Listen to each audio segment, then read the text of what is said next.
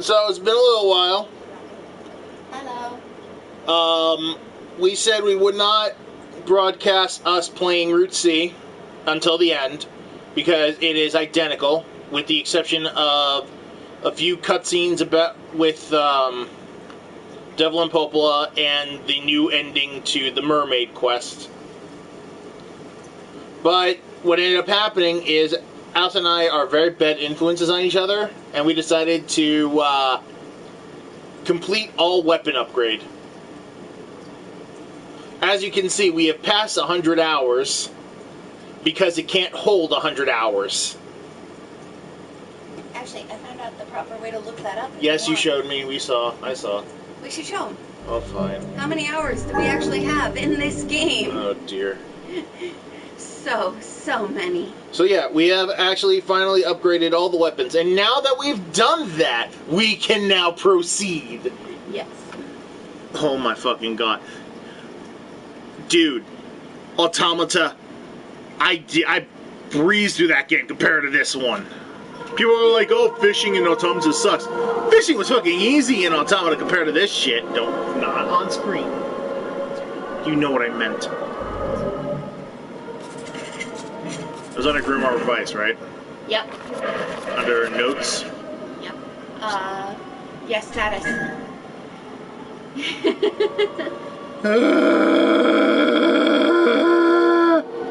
So 116 hours, 23 minutes, and counting.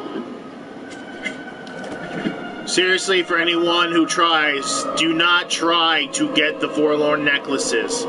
Do not do it. You will hate yourself and everything around you.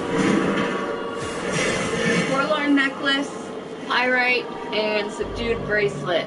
Subdued Bracelet and Forlorn Necklace are the hardest ones. Yeah. And if you really, really want to, look up where to farm them specifically. Do not just pull up a thing off of the internet. No, go to YouTube and read and watch someone farm it. Trust me, it went from going to days to less than an hour to get all the Forlorn Necklaces I needed.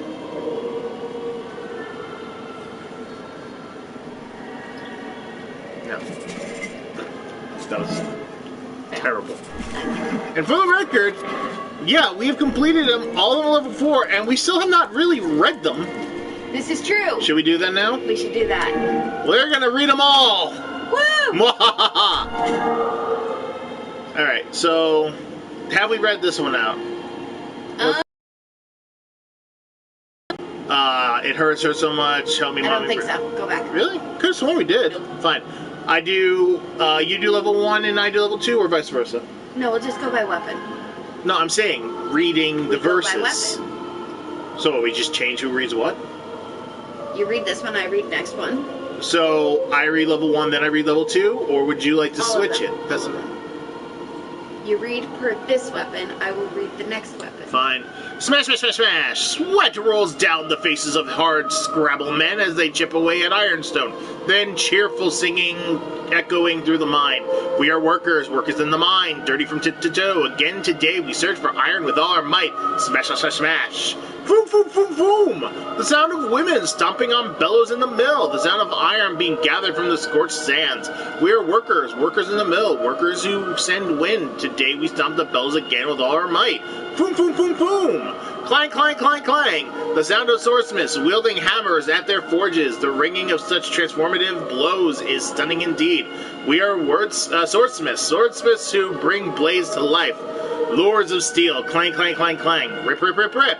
The sound of flesh being rent on the battlefield. The sound of killing enemies, killing someone, killing humans. Someone help me, it hurts so much, help me, mommy. Rip, rip, rip, rip. What? You get a new one. We didn't finish this one. This is one of our new ones. I love him with all my heart as he does me. When we cross paths outdoors, he sends signals with his eyes that only I can understand. He treasures my gifts so much, he keeps them locked away in a safe. Oh, I couldn't ask for a better lover. I can't believe this. My best friend deceived the love of my life and stole him from me. One moment he was there, and the next he was gone. All that remains are some of my gifts, which are scattered across his emptied room. Everything else of value has been sold at the village marketplace. This will not stand. He hasn't abandoned me. He's just being tricked by that woman. I know he still has feelings for me. He must. I'm far more beautiful than she is, and he knows it. Oh yes, he knows. But I must make him see the truth, and quickly. I have to get her away from him. I have to kill her. Kill! Hurry up and kill! Consumed by her madness, the woman slaughtered the young husband and wife, hacking them with such force that the blade of her sword warped. The woman then went into hiding, leaving behind only clumps of unrecognizable meat and a sword with a horribly bent blade. But no matter how many smiths attempted to repair the sword, it never again retained its original shape.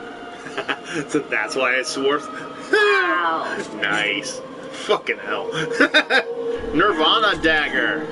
The girl had been betrothed to a local lord on the day of her birth. As she grew, her days were taken up studying proper bridal technique, while her evenings were spent staring out her bedroom window and offering prayers for her betrothed to the night sky. Oh my lord, if only you would come to me but a single day sooner. Her home was occupied by several other girls her age. Each one shared the same betrothed, and spent her days studying bridal techniques and her evenings praying to the night sky. Oh my lord, if only you would come to me but a single day sooner. One day a quarrel broke out as the girls argued that only the greatest among them could become the lord's betrothed. None would yield an inch, each asserting only they alone could possibly satisfy him. Seeing this, their caretaker said in a kind voice, "Worry not, girls.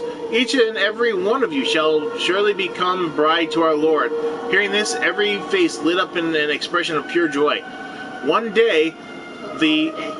day they were to be married, the girls were brought to a place of cobbled stone, and they could see from their windows from their home. A single dagger was then placed before them, and the girls were told they needed to end their life here and now if they wished to meet their betrothed. Upon hearing this news, the girls scrambled to seize the dagger from one another, plunging it into their chests the moment they held it. Years later, a temple named the Betrothed was built on the spot where the girls took their own lives. I'm in hell. There's a legend of long ago that speaks of a nation threatened by a great inferno. This nation, however, was saved from eternal hellfire by a sword with the power to freeze anything. Around the sword stood thousands upon thousands of human ice sculptures. A man on a journey to seek out weapons eventually discovered the sword. He wrapped it in several layers of cloth and took it with him, placing it in the bag he carried upon his back. But before the man realized what was happening, the cloth, the sword, and his own body ended up frozen solid. A traveling Shine Maiden eventually discovered the sword. She offered a prayer to her god and gripped the hilt, but cold instantly shot through her fingers and into her body, freezing her solid. In her final moments, the Shrine Maiden unleashed words of great blasphemy to the god who had failed her. An enslaved woman in a mine eventually discovered the sword. Desiring an easy death over the continuation of her daily suffering, she grasped the weapon firmly, and while the woman did not freeze, she was also unable to pierce her own flesh. Soon, moonlight shone upon the blade of the weapon, reflecting the sight of the woman being beaten and dragged away by her master. I remember this one. That's right, this here's the weapon that'll be ending your life. Aw, don't sweat it. There's nothing to worry about. It'll be a pain the likes of which you've never felt before. In fact, you won't even feel pain at first. It'll be more like water sliding across your skin. Honestly, for most folks, it ain't even the pain that makes them scream. It's the sight of their own blood flowing out of them. Yeah, it won't be easy. See this part of the blade right here? This part hurts like a real son of a bitch. It's my favorite, which is why I always save it for last. I like to use it after people's voices get too hoarse and you can't tell what they're saying, which is a real fucking hell. Are you ever loud? Am I piping it down in here?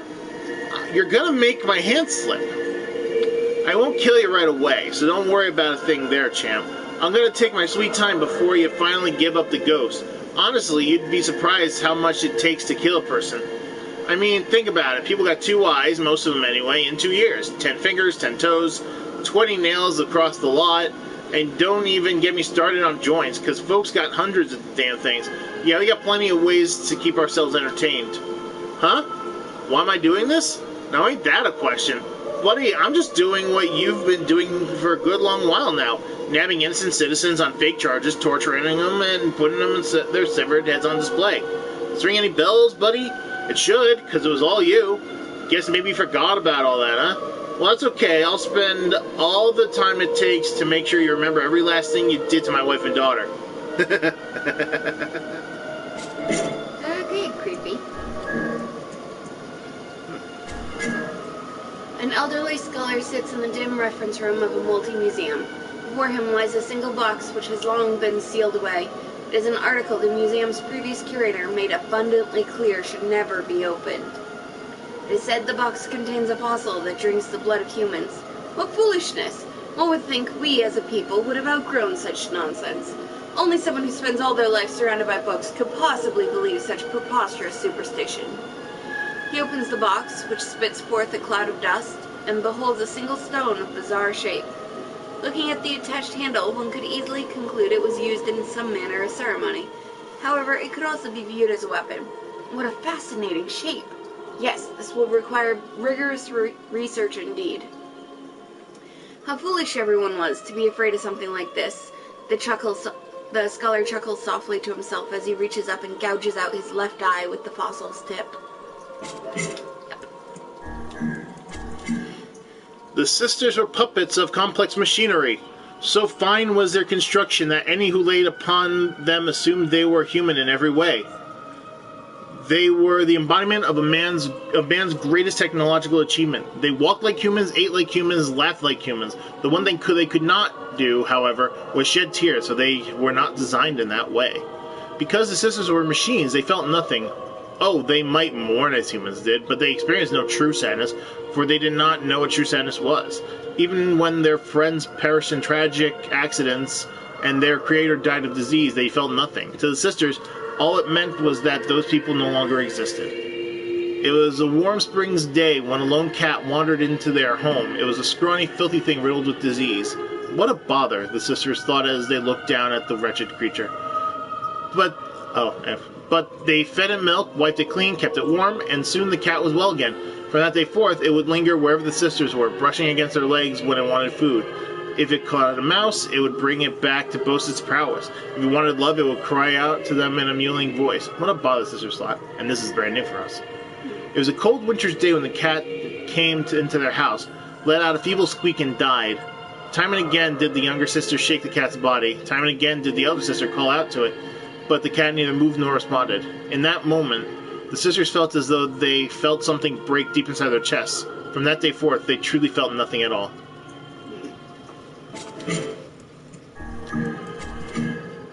Long, long ago, in a faraway kingdom, there lived 3 brothers.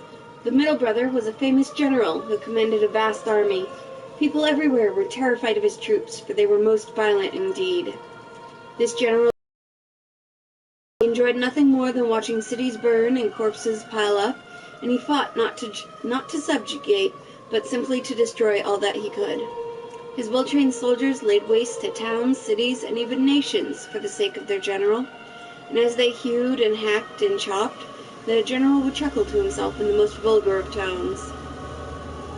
The army marched on and on, nations by the sea, nations in the mountains, nations in the deserts, nations in the tundra, nations to the east, nations to the west.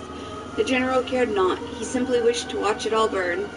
His orders were absolute, and for years beyond counting, the soldiers killed and killed and killed and killed and killed and killed and killed and killed and killed and killed and killed and killed and killed and killed and killed and killed. After some time, the army arrived in a certain nation. They killed its soldiers, they killed its townspeople, they killed its princesses and princes and dukes and bakers and lawyers and accountants and beggars and thieves. Eventually, a shabby general came pleading for his life with tears in his eyes, but they killed him as well. However, the soldiers thought he seemed familiar and tried to recall how they might have known him. In that moment, however, the general's daughter appeared, and they became so engrossed in ending her life they never thought about the matter again. The general lost control of the troops. The troops just kept marching for the general's sake without the general ever telling them to. Until eventually they returned with more bloodlust than he had control over. Oh, okay. That makes more sense. There was once a famous... I've read this one. Yeah. There was once a... Should we or just continue? do it. Alright. There was once a famous poet in a land to the far, far east. Now in his twilight years, his ability had withered such that he could no longer craft a single stanza of verse. The poor poet spent every moment racked with sorrow for what had been lost. But one day, a monk appeared by his side, gently placed a blade in his hand, and imparted the following words. Kill one by this blade for one poem, and two for two in kind, the likes of which will be more splendid than any this world has ever heard. Clinging to the monk's words, the man waited for the cover of darkness and cut down a man he encountered by the roadside. The following day, he wrote a most beautiful poem, instantly reclaiming the fame and prosperity he had lost. The poet went on to kill two in succession. He killed one and wrote a poem, then killed again and wrote another, rising to almost dazzling levels of wealth and renown. But soon, he became obsessed with knowing how splendid a poem he might write if he were to kill someone precious to him. He killed his wife and wrote a poem. He killed his children and wrote a poem for each. He moved through his estate, killing everyone there, writing and writing and writing and writing and writing. Eventually, he killed so many passers-by that the poems could not keep up. He would kill and write and then kill and kill and kill and kill, until in the end he took his own life, no longer crafting poems at all. All that remained was a blade wet with blood. There once was a royal sword passed down in a prodigious kingdom that had prospered for generations. It was said that the crystal embedded upon it contained a great magic, and should it ever absorb the blood of 10,000 people, it would glow bright red and grant its wielder immortality. However, this kingdom's final ruler, known to the world as the High King, valued the continued prosperity of the kingdom he had inherited from his ancestors over any prospect of eternal life. One day, the queen, the king's dearest love, lost her life in a tragic accident. She was with child, and the tragedy occurred shortly before the babe was to be born. Distraught with grief upon hearing the news, the aged king found himself unable to accept the prospect of his royal bloodline dying with him. In an attempt to continue the kingdom's legacy by attaining a body without death, the now mad High King used the sword to cut down any and all subordinates or citizens unlucky enough to cross his path. If I am to be the final king, he was heard to cry, then the kingdom survives so long as I live. He killed his subjects by the dozens, the hundreds, the thousands, and with each life he stole, the crystal's light grew more radiant. But when the crystal was nearly full, the king's ailing heart proved unable to bear the burden and burst, killing him on the spot. Alas, had he just slain the pregnant woman and unborn child that were before his very eyes, he would have taken exactly 10,000 lives. Ooh. He died of heartache right before he would have made it.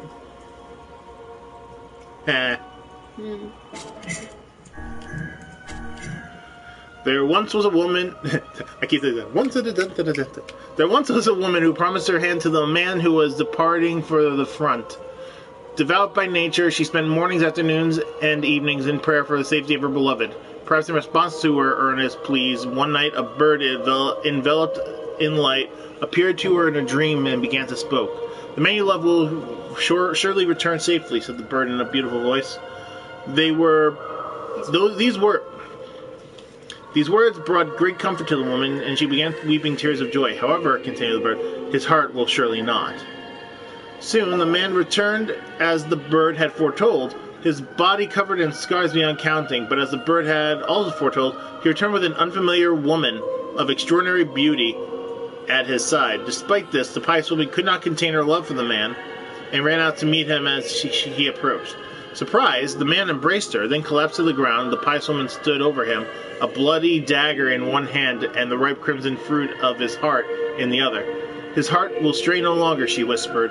Amidst the gathering pool of blood, her face awash with pure ecstasy, she placed a tender kiss on her beloved's heart and offered prayer of gratitude. Whoa.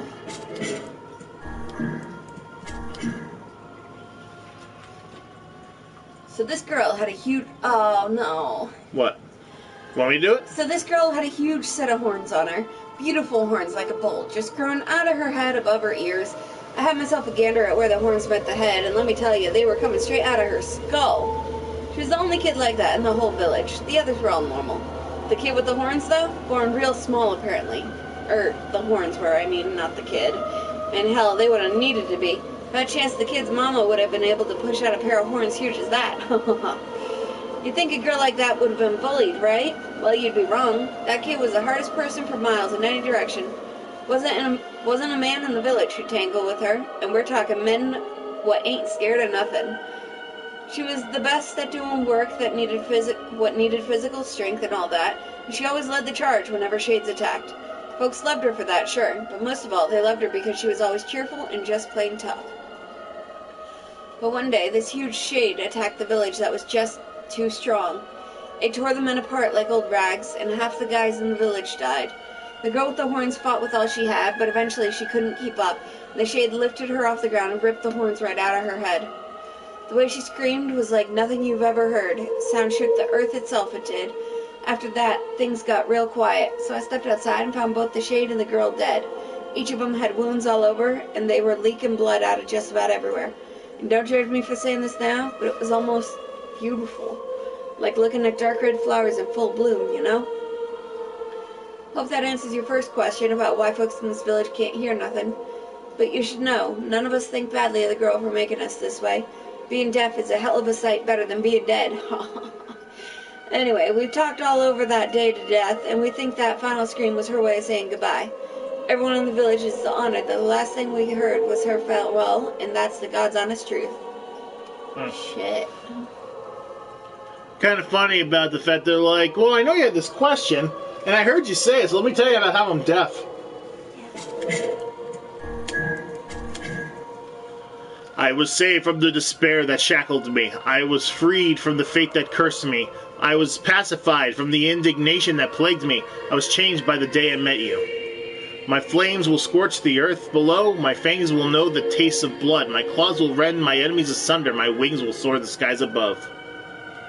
And now it's finished too.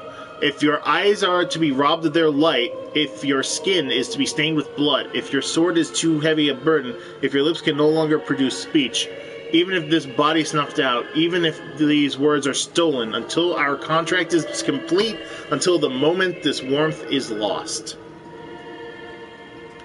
Fucking hell, Angelus.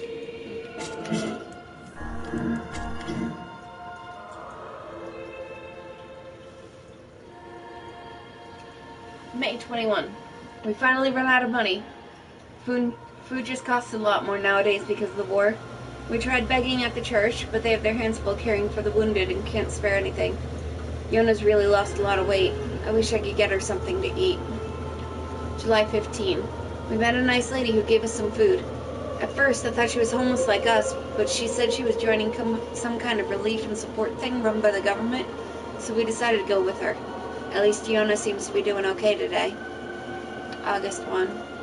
That nice lady from before used a book and turned it into a monster. We ran away as fast as we could because I don't think she's human anymore. Everything those adults told us was a lie. They won't give us money, and they won't treat Yona's illness. Also, there's a huge wall around the city now, and we can't get out. We never should have come here. August 5. It's so cold today, I can't believe it's summer. I can actually see my breath.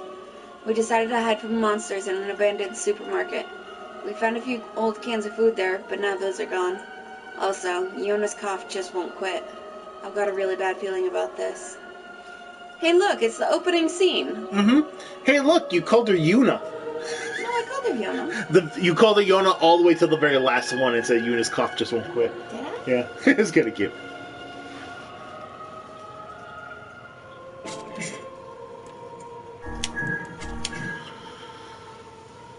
The shield left hanging on the wall was covered in dust. The blade left in its scabbard had rusted over. The techniques I hadn't used were forgotten. The body I was to train was left to grow soft. I had lost the will to practice discipline. I thought things would end without a single word said. I pretended not to see violence inflicted by others. I had given up, assuming things would never change. I believed there was no way to oppose such a great power. I sneered at hearts that tried to believe anyway. I laughed, thinking them brainless fools. Those were the thoughts I had taken refuge in. I had given up, believing nothing was possible in the end. I lamented the foolishness and ugliness of it all. My life had lost all meaning. I lost sight of those who were precious to me. I could not believe in their kindness. I was unable to save them from the grief that tore at their hearts. I had forgotten the courage it takes to protect the smallest of joys. I believed my words would never reach you.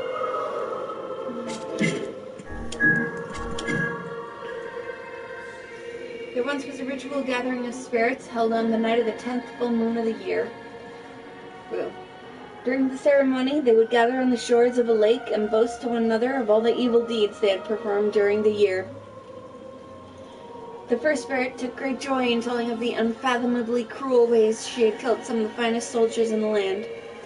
Over the years, she had transformed her shape into the Lady of the Night and called out to various men, then tore off every last piece of their body when they came to her bed. The soldiers, ashamed their skills could not save them, shed bitter tears as they died, and the spirit claimed they were the most delicious things she had ever tasted. The next spirit regaled the others with a story of cunning and guile. One night, she threw a small boy into a bog.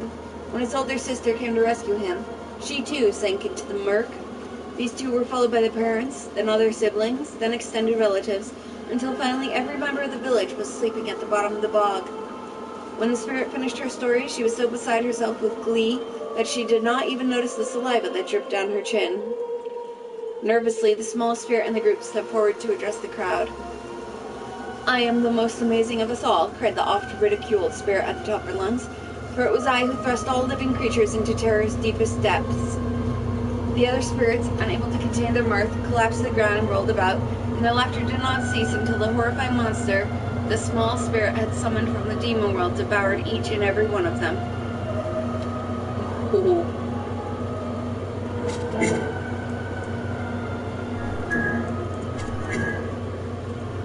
We've been together since we were born. We are together when we eat, when we sleep, and when we dream. We share everything. We share the milk we get from Mommy and the nice things Daddy says to us. We're not together when we die. Daddy took me and cut off my head, and Mommy took my sister and cut off her head. But it's okay. Our blood got all mushed up into a big axe, so now we get to be together forever. Oh. The girl stares at the sight before her. Oh, I know this one. Her father lies nearby, carved to pieces by countless blades. Her mother also lies dying, as well as her newborn baby brother. All had suffered terribly in their final moments, and the girl can do nothing but cry as she stares at the 3 soldiers who have murdered her only family. Years later, the girl reappears, her visage made strong by her vow for revenge. The first soldier has grown so fat that the buttons on his uniform can barely contain his girth. The girl approaches him and claims to know an easy way to lose weight. On the pretext of an examination, she has him lie down on a bed before suddenly hacking off his arms and legs with an axe. The remaining lump of soldier screams and attempts to wriggle away, but the girl pins him down and tells him he still has parts he can lose. Sometime later, the girl sits in front of the now rounded torso and smiles. "There we are," she whispers. "Look how nice and slim you are." The second soldier is a peerless Lothario. Each night, a new woman is invited to his manor to spend the night. The girl breaks into his home and kills the woman at his side, then uses her axe to hack off his manhood as he trembles and begs for mercy. The third soldier has long since left the service and is now living a quiet life with his family in a remote village. After they have fallen asleep, the girl takes her axe and cleaves the support beams of the house, causing it to collapse. She then sets fire to the wreckage, creating a great bonfire that can be seen for miles in all directions. Suddenly, the soldier's son crawls from the wreckage, covered from head to toe in terrible burns. As his eyes fall on the girl who has murdered his family, she hands him her axe and flees into the dark of night, never to be seen again. Long, long ago, in a faraway kingdom, there were 3 brothers. The eldest brother was a king who ruled over the nation entire. He was the most terrifying king, feared by all. Each day, the king would select one of his subjects to execute as a sacrifice. This day, he chopped off a mother's head and forced her family to watch. The head spun 3 times as it flew through the air before landing next to the head of her son, who the king had previously killed. Oh, the horror of it all. But the king merely watched the sight unfold before him and laughed in a most unsettling voice. One day, the king contracted an illness so dire, one which caused his body to rot while he was still alive. But though diseased, the king would still drag his decaying flesh to the executions all the same. His retainers dared not defy the king, so they continued to kill day after day after day after day. In the end, the king rotted and died. His was a disgusting, foul, rotten death, but his retainers continued carrying out executions before the king's rotted corpse every day. Every day killing, every day the rotted king and the rotted retainers and the rotted citizens and the rotted you. I raised the cry of my birth, the sound of heated iron taking shape, a steel mallet striking my form. Born to deliver karmic justice, I enter the world under the careful watch of spark and flame that give light to the gloom. I am a blade born of a deafening roar. I am a weapon. I am iron will. I grant death.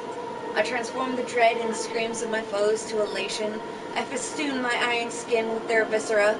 When I rob them of life, I am filled with dark joy.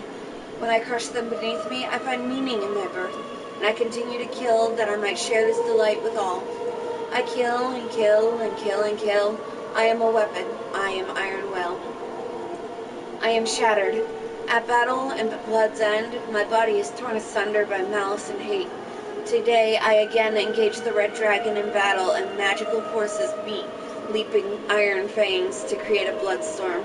My steel cursed, I sink into the slumbering black. I am a weapon. I am iron will. I dream. It is the dream of a small butterfly.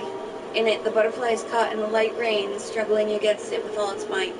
In the darkest of nights, I behold a dream that will never come true. I am a weapon. I am iron will. Huh, another one ever. This is a story of time long, long ago. Interesting, cool. There was once a beautiful bird with resplendent feathers that lived a quiet life deep in the forest. One day... Oh, god damn it. I thought it did. My apologies. Alright, one day a lost child wandered into the woods. He came from a place of famine and had been abandoned in the forest as a way to reduce the number of mouths to feed. Taking pity on the feeble, starving child, the beautiful bird plucked one of its own feathers and gave it to him. When he returned home, his family was overjoyed by the feather and permitted him to live with them once more. Living reactions. Hearing the child's story, one person after another descended on the forest to tell the beautiful bird how poor and unfortunate they were. Each time the bird would pluck a feather and give it away. Pluck a feather and give it away until it had no more to give, and his once beautiful visage had become shabby beyond recognition, but the shabby bird had no regrets. One day, the original child appeared before the shabby bird, which was featherless and freezing in the cold. He had come seeking a bird with resplendent feathers, that he might repay a creature's earlier kindness. Overjoyed, the shabby bird said to the child, "It is I you seek. If I might beg a favor, would you hold me to your chest and warm my freezing body?" Sparing a single glance at the shabby bird, the child called it a liar and cut it down with a large blade. He then roasted the bird, ate every last part, and set out anew to find the beautiful bird who had once saved his life. Oh. No, that one actually made me sad. All the other ones? No. That one made me sad. Oh. I remember this one. It was a beast that lived in the cavern's deepest, most untouched depths. It had massive horns, a body like steel, breath of scorching fire. The peace-loving villagers hated this monstrous beast with the head of a bull and the body of a human. They feared it, and soon the beast came to be known as the Minotaur of the Labyrinth. Contrary to its terrifying appearance, the Minotaur was exceptionally kind. Not only did it refrain from harming other creatures, it took great care not to trample flowers beneath its oafish feet as it walked. Indeed, the reason it lived so deep inside a cavern was to help avoid frightening the villagers. One day, a lost girl wandered into the beast's cavern. Frightened by the sight of it, she cried so hard she eventually passed out, which left the beast in quite a quandary. "I have no choice," the beast finally decided. "I must take the poor thing back to the village, for her mother and father will be terribly worried." 2 days after the girl vanished, her panicked parents found her sleeping soundly in front of their home. On the ground, a short distance away, was the dead body of the Minotaur. It had been impaled by several swords, and the blood scattered around it held an almost otherworldly quality. Yet there was no indication the beast had attacked the girl. In fact, it looked as though it had been trying to place as much distance between itself and her as possible, so as not to dirty her with its blood, almost as if it didn't want her to be afraid. And then, having curled it up to make itself as small as possible, the monster died. I mean, that's kind of sad, but at the same time, you could have left it near, like, the front of the village and then just moved away as quickly as possible. That one was kind of on him, too. Yeah. Memoir, June 6, 2003, approximately 1,500 hours. A massive white humanoid, initially called the Weapon but since renamed the Giant, falls from the sky above Tokyo Shinjuku Ward, inflicting tremendous damage. At the same time, a large red creature, henceforth referred to as the Dragon, appears and engages the Giant in combat, though both the nature of its attacks and their utility remain unclear. As self-defense force contemplates methods by which they might attack the target, the government established a Bureau of Emergency Countermeasures. Memoir, June 12, 2003, approximately 1600 hours. The Giant, which was locked in combat with the Dragon, suddenly begins to collapse for reasons unknown. The Dragon is then shot down by the 6th Division, 303rd Squadron of the Air Self-Defense Force. No official record exists of who issued the order to attack the Dragon. Work has begun to retrieve the remains of both the Giant and the Dragon, but no official verification has ever been made regarding which organization performed the retrieval. Memoir, December 2003. The first case of white chlorination syndrome is confirmed in Tokyo's Shinjuku Ward. Memoir, July 2004. Humans continue to turn violent due to white chlorination syndrome, with fighting growing increasingly intense in infected regions. With the cause of the disease still unclear, the infected are isolated and violent riots suppressed by force. Main thoroughfares are sealed and rail transportation is halted, later leading to all Shinjuku being sealed off. At this time, the prospect of asking the American military for non-official intervention is considered, but the government defers. Meanwhile, research begins on mast cell particles obtained from the Giant and the Dragon, as well as on countermeasures for white chlorination syndrome. This research ultimately leads to the foundation of Project Gestalt a decade later. Okay. 10 years before Project Gestalt. Wait. Let me just double check something. 2004, 2003, 2003. June, July. 11 years! 11 years before Project Gestalt. Oh, dude. They were frighteningly diligent people. They would clear forests and hunt animals even when they had no need. They developed techniques to preserve food they were unable to eat and earned more money than could ever be spent. Yet there was not a single one among them who did not accept these practices, for none knew of any other customs. They were frighteningly studious people. Their grasp of calculation and science exceeded any pretense of practicality. They would repeatedly engage in spirited debates regarding predictions of the future. They invented an increasingly difficult language and created an infinite series of complex machines which they would immediately discard. But there was not a single one among them who looked back, for none knew any reason for concern. They were a frighteningly obedient people. Without ever being told, they would greet the morning sun at the same time, in the same clothes, while toiling away in the same cramped rooms. Yet there was not a single one among them who complained, for none knew what else they should be doing. Having worked far too much, the people lost their forests and took to living atop the sand. Having grown far too intelligent, the people conversed in a language that no other people could comprehend. Having grown far too well behaved, the people were unable to defy the laws that would be established one after the other, and came to live their lives enclosed by tens of thousands of rules. We call them mad. We call them men of the mass. I know.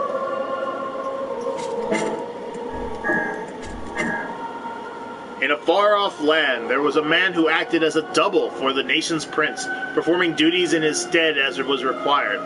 One day, having finished his work, he returned to the prince's chamber to find the princess lying naked in his bed. As the double stood in place, dumbfounded, the man who shared his face sneered and invited him to join them. The double loved the prince's sister, and he felt that the princess, who admired him as her brother, loved him as well. Indeed, she was the only thing that kept him going in an otherwise miserable job, for the prince was a most despicable man indeed. Eventually, it came to pass that a war was to be waged under the prince's command. The night before it was to begin, the prince took his double aside and promised him a night with his sister if he could bring him the head of the enemy general. And as the prince chuckled with delight, the double took up his spear and thrust it through the prince's gaping mouth. The war over, the prince made a queen of his sister. and would inflict wounds upon his own face and throat, an act which would occur every time she called out to him using her brother's name. Before long, the prince was found dead, his face burned and a spear thrust through his open mouth. The man's face, hideously burned, was the very picture of serenity. What? Oh, have you... This story takes place in a small country at around the same latitude as the northernmost member of a nation of city-states that are part of a region, with a village that is attempting to establish a trade agreement with another village on a tiny island in the ocean south of a country that used to have an alliance with the republic next to a kingdom where a queen resided. Fuck! I was not ready for that. Okay. I love it. Let's keep going. It was asked by the owner of a shop frequented by a wet nurse who looked after the child born of an adulterous relationship by the wife of the master of a foolish servant who fell in love with the beautiful queen who appears in the poems of Minstrel, whom was loved by the country's king's wife's little brothers, cousins, big brothers, son-in-law's foster child. Oh, God. Doing great, Ben. Where does one store the throne that was supposed to be adorned with decorations crafted from the materials of the handle of the lid of a pot that is the same weight as the tableware, that is of the same color as a weather vane on a neighboring house, that can be seen from the peephole of a door and the reflection of a mirror, with an ornamental frame decorated with silver carvings engraved with the fragment that was made when creating the whetstone used to polish this kitchen knife? Oh, God. Oh, okay, I can't do this one. Come on. I can't do this one, like, as fast as I was doing the others. The person who heard that question was the wife's husband's little sister's big brother's daughter's groom's little brother. Don't move the thing. I literally lost my place. Go back up. Don't move it.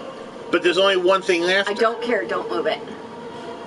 The person who heard that question was the wife's husband's little sister's big brother's daughter's groom's little brother's nephew's father's mother's husband's bride's niece's father-in-law's wife's husband's little sister's big brother's daughter's groom's little brother's nephew's father's mother's husband's bride's niece's father-in-law's wife's husband, little sister's big brother's daughter's groom's little brother's nephew's father's mother's husband's bride's niece's father-in-law's wife's father's little sister's big brother's daughter's groom's little brother's nephew's father's mother's husband's bride's niece's father-in-law's wife's husband, little sister, big brother's daughter's groom's little brother's nephew's father's.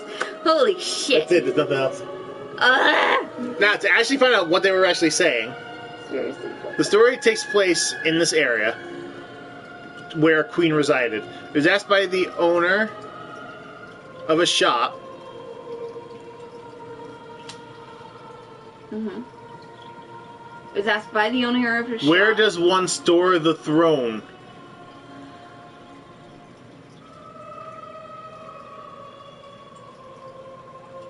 And then the person who heard that question was...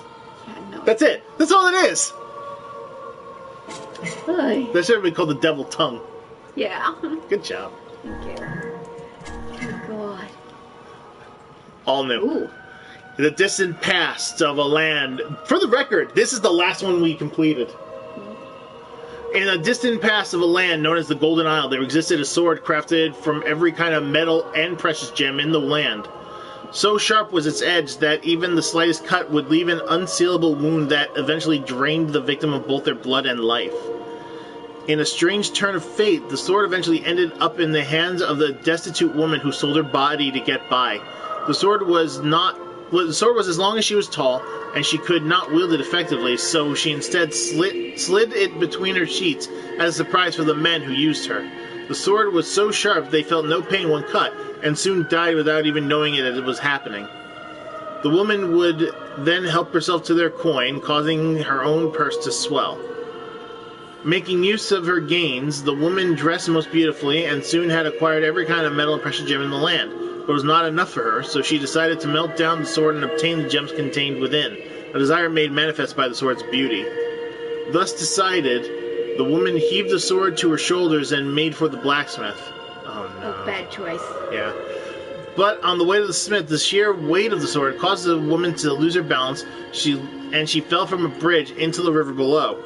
So unshakable was the woman's greed that she could not bring herself to relinquish her grip upon it.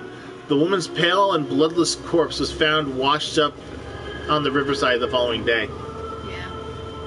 I legitimately just thought that she accidentally cut herself without realizing it while going over there, and she just died like that. No, she just fell off. I thought she straight out put it on her shoulder, didn't realize it was cutting through her. That's what I thought. Yeah. Okay, here we go. I think this is the last one. This is the third of the beasts. Long, long ago, in a faraway kingdom, there lived 3 brothers. The youngest was a terrifically lazy lad who spent most of his days fast asleep. However, he was every bit as cheerful as he was lethargic, and so was beloved by all. When the nation was beset upon by a most contagious disease, the youngest son did not but laze about the palace, humming to himself all the while. But his cheerful music comforted the townspeople, so instead of hating him, they sang his praises. "Oh, what a fine young man," they would say. "Just the finest young man you will ever find." When the nation became embroiled in war, the youngest son did not but laze about the palace, telling stories of the good old days all the while. But his fascinating stories helped the townspeople forget the horrors of war, so instead of hating him, they sang his praises. "Oh, what an amazing young man," they would say. "Just the most amazing young man you will ever find." One day the youngest son was lazing about the palace as usual, when he realized he could no longer hear the voices of the townspeople, and he wondered why that might be. He lazed and he wondered, he lazed and he wondered, he lazed and he wondered. Eventually all that wondering tired him out, and he went to sleep. That is why, in the nation where all have perished from war and disease, the only sound that can be heard is the soft snoring of a young man. It is a nation of happiness, a nation of happiness, a nation of happiness, a nation of happiness, a nation of happiness. Captain's Holy Spear! Woo. I get the easy ones. Aww. The captain tramples life under his feet. The screams of others transform into songs of joy. Flowing tears change it from despair to darkness. Conflict beckons revenge and gives way to new solitude. Oop. Shit. No, it's all good, it's all good. Aww. He had grown old. The king's dauntless gaze had lost its light, and his stalwart body had grown soft. What's more, every ounce of fear and vanity he had gained with age now gnawed away at his heart. The king was afraid, so he repeatedly ordered the invasion of neighboring countries so as to hold on to the lands he had been sworn to protect. The king was afraid, so he tried to take everything through violence and oppression, for he no longer trusted his own advisors and vassals. There was a dragon that had sworn fealty to the king. This wingless creature would do anything the king commanded, for he had been saved by the king once, and sworn to repay this debt with his very soul. Even if the king's orders were folly and madness, the dragon would follow them to the last, for his king was justice itself. One day, the dragon requested an audience with the king. He was covered in blood from his latest victim, the king's own son, who the regent had ordered the dragon to assassinate. The bloody dragon hung his head low and said, "I cannot defy your orders, O king, but neither can I obey them any longer. I beg of you, kill me and grant me release." This is a tale of a foolish king and a wingless dragon in a nation that fell centuries ago. Even now the wind blows ceaselessly across the grasslands. It blows just as it did on the day king and dragon made their pact.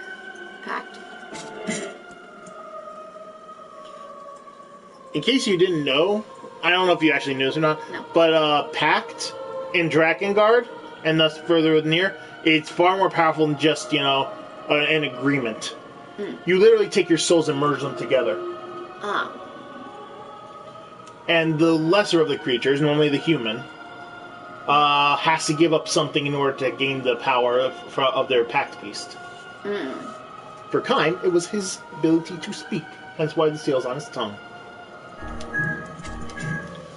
There was once a warrior in a frontier nation who feared not death. He was so brawny and powerful, arrows were said to bounce harmlessly off his flesh. For this reason, the warrior always threw himself into the thick of any battle. One day, a beautiful bird appeared before the warrior in a dream. The bird commended the warrior for his valor in battle and offered to grant him one of 2 wishes. The bird could bring an end to war and grant peace to all the world, or the bird could bequeath the warrior an immortal body. The warrior chose immortality. From that day forth, the warrior's exploits were nothing short of astonishing. He mowed down foes in uncountable numbers. No amount of arrows or swords or axes could slow his march. The king showered him with titles and gifts, and for a time, it seemed the warrior's days of stunning glory would continue until the end of time. But conflict did not cease. Eventually, the warrior's frontier nation was invaded so often that the flames of war left the entire country in ruins. Crops withered, people perished, and before long, there were none left who even knew the warrior's name. The shattered warrior was tortured day and night by endless starvation, but his body refused to let him die. So he sought out the bird again and pleaded for it to grant him release. "Alas, but you cannot die," chirped the bird in response. "You will never die." I like that. That's good. How many, She was a hopelessly slow woman, impossibly clumsy. It would take her 3 times longer than anyone else to accomplish a task. She walked slowly, talked slowly, she even blinked slowly. So slow was the woman that she could not even draw water to anyone's satisfaction. The children began calling her the cow and laughing when she passed by, but she would only chuckle in response. She was a hopelessly dull woman. When she fell and drew blood, she would carry on as though in a daze. Though coins often dropped from her purse, she never managed to retrieve one. And if someone spoke ill of her to her face, it would take hours for her to realize the insult. When the children saw her, they would hurl rocks with glee. She was a hopelessly foolish woman. One summer, when the village was suffering a most terrible drought, the woman vanished. The children all starved to death. The villagers spent no time worrying about the woman who ran away. 2 days later, rain fell and the village was saved, but the woman did not return. And on the 20th day, a shaman arrived at the village. The shaman held a spear with a pair of horns that was oiled and sticky to the touch. So heavy was the spear that none could wield it effectively, although even if they managed to lift it, the weapon was incapable of piercing through anything at all. The shaman forced it on the people and left it with them, but none dared approach it. And to this day, it quietly slumbers in a forgotten corner of the village.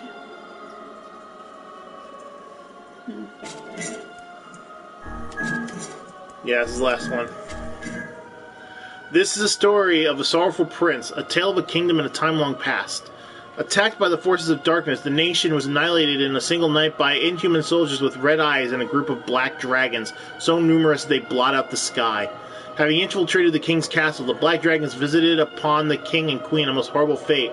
It is said that their stomachs were torn open by the black dragon's mighty claws, and the very floor they stood upon became a sea of blood. The prince and princess, though racked with sorrow, escaped to live another day. The prince, spurred by the shock of witnessing his parents' tragic end, became consumed by a desire to exact vengeance. Yes. Hope this is what it is. This is a story of a terrifying prince, a history of a conflict in the long ago.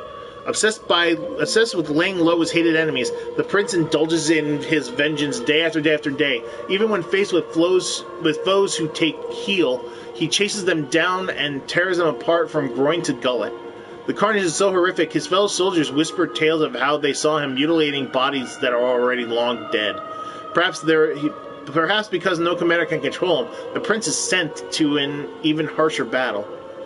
This is the story of a fooled prince, the whereabouts of fade in the long ago. The prince's next battleground is a castle that guards a goddess. He lays waste to all before him, hacking arms, cleaving legs, rending stomachs, gouging eyes, separating heads from shoulders. But soon the injured prince can no longer tell the difference between the blood that rains down and that which comes from his own wounds. He collapses in a heap. As he writhes in pain, coughing up gouts of hot blood, he lifts his head and sees a hated dragon standing before him. This is the story of a mad prince, a meeting with a dragon in the long ago. An injured red dragon stands before the prince, and though it is a different color than the beast that killed his parents, he feels the need to avenge himself upon it regardless. But as he raises his sword, the dragon says... That is not what it said. The dragon says, "In exchange for both our souls, human, I will save your life and grant you power." What did it actually say?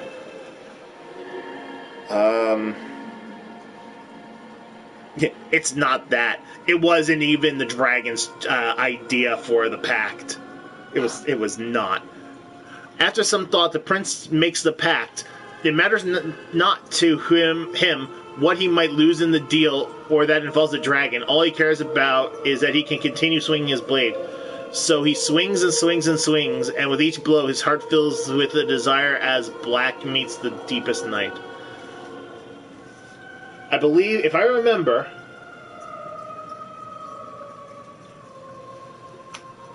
I think it was like, kill me if you desire, but then he says something else I don't remember. And Kaim stares at it and goes, tell me, do you wish to live, dragon? What? A pact. There's no other way.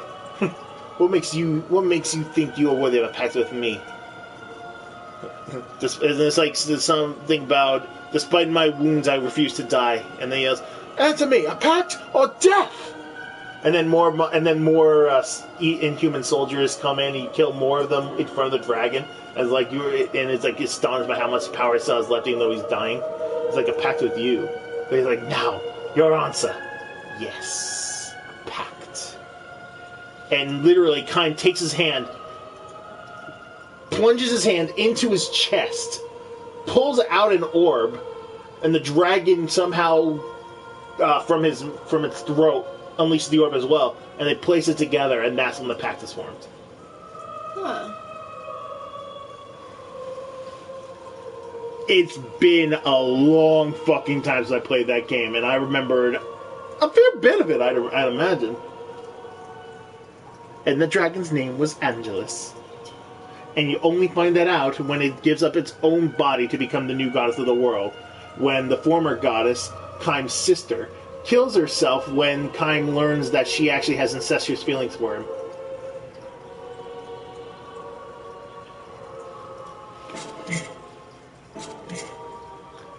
Drakengard, ladies and gentlemen. Yeah. Alright, let's do this.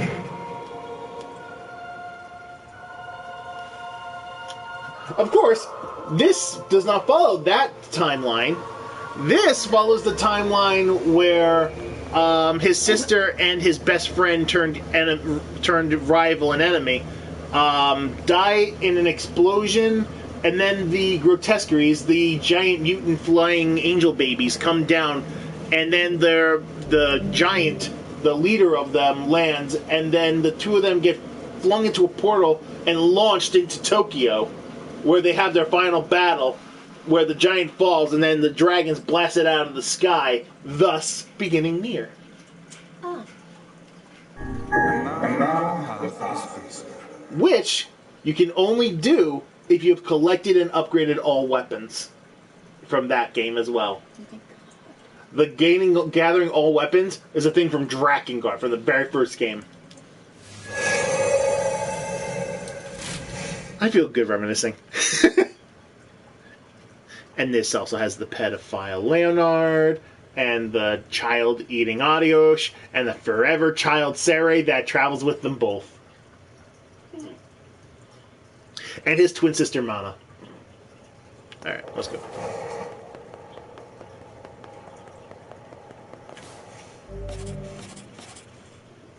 Oh, that's good.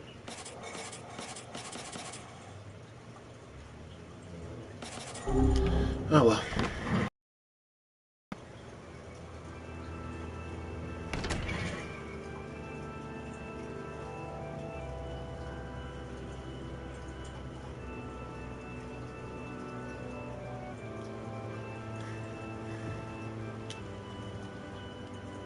Yeah, let's go to bed.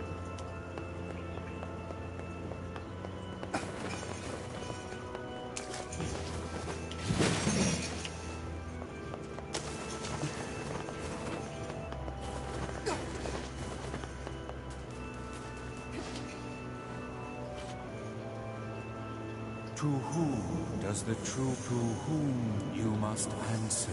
It can tell. I ask, why did he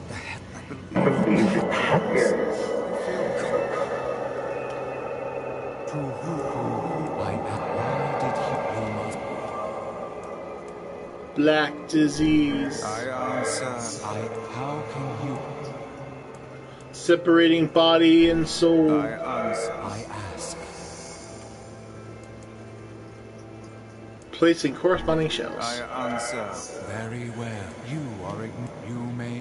Well then, it seems the way is open.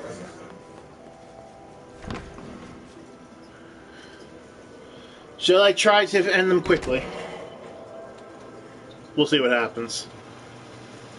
I'm gonna actually have to try and skip this cutscene if we have it. It's Even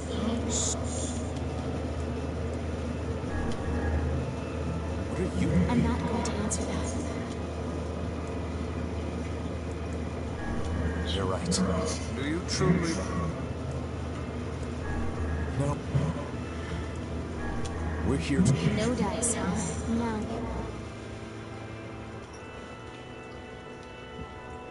I wonder if we actually go back. What's happening? Sorry, this fate was predetermined.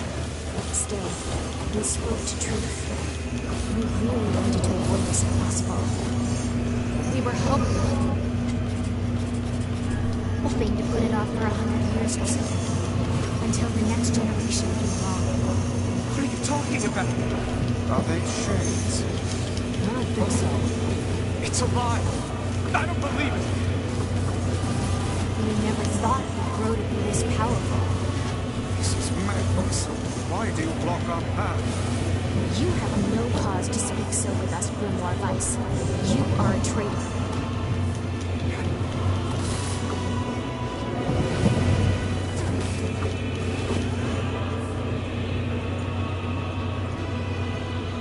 They copied my powers. They can use the sealed verses. Of course we can. The power came from us in the first place.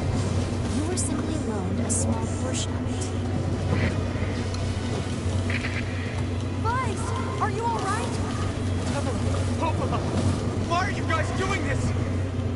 Why are you siding with the shades? There we go.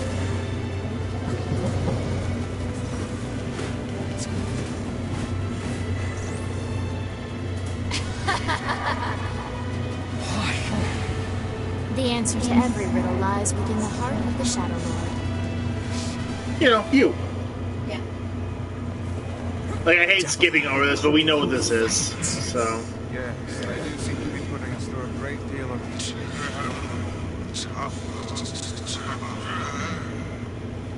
You okay, my son? How odd. For long years, my mind and tongue were my greatest assets. But now the latter seems to be... Hell, Vice? do not look at me like that.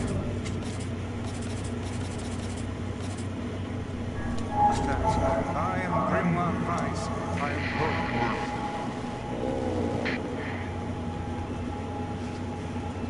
broken. Please open door, thank you. I think I hear a once. Oh, that's not what I thought it was. Oh boy, okay.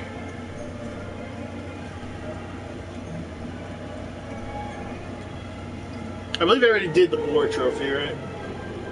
War trophy? Yeah, under a certain time. I think so.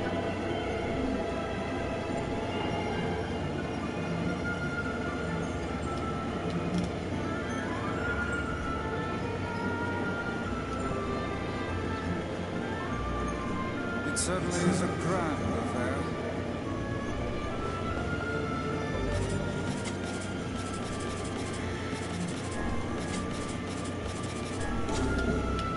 Bunch of dancing bastards. They're all shades.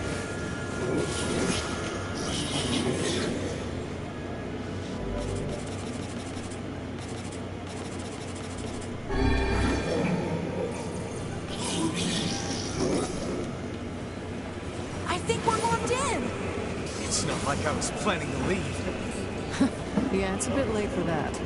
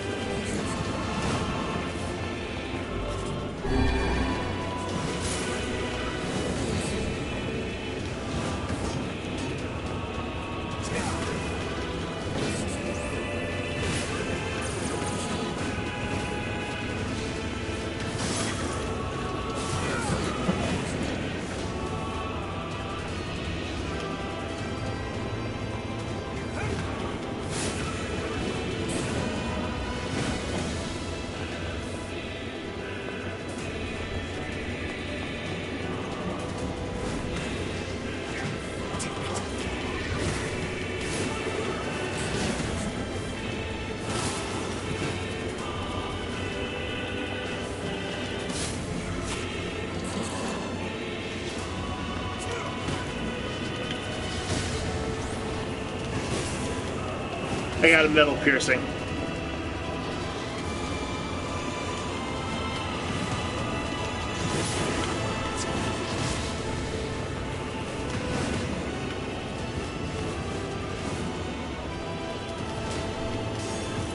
Damn it! It won't stop coming! I'll open the next door. Cover me. Oh, how I do love a good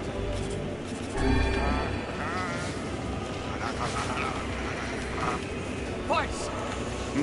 Oh, right. Protect the hussy, yes? Good plan. Let's go. God damn it, Liam.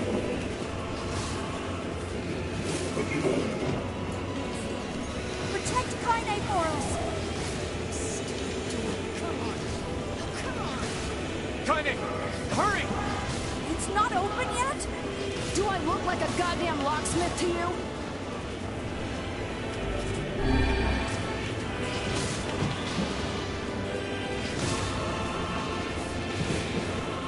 No, you idiot. What are you doing?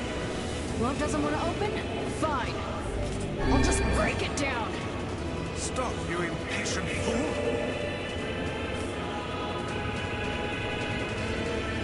Damn no good bullshit bastard! Open the fuck up already! Ugh! Got it. Kyne, look out!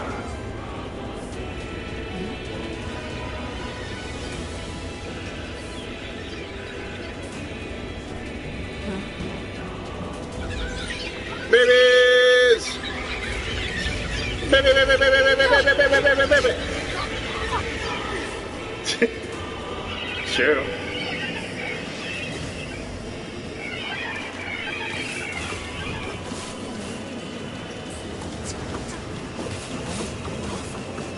These things are freaking me out!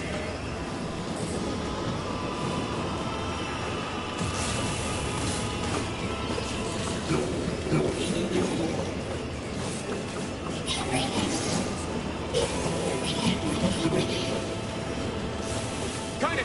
What's wrong?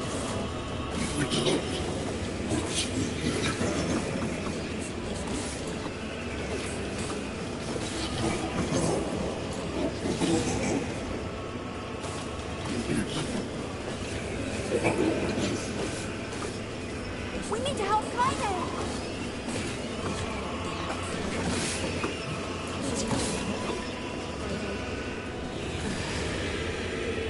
You okay?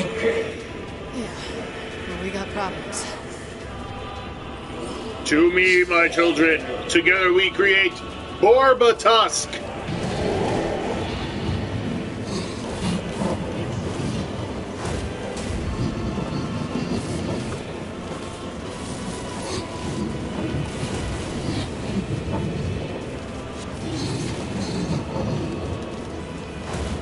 We don't need forgiveness, asshole.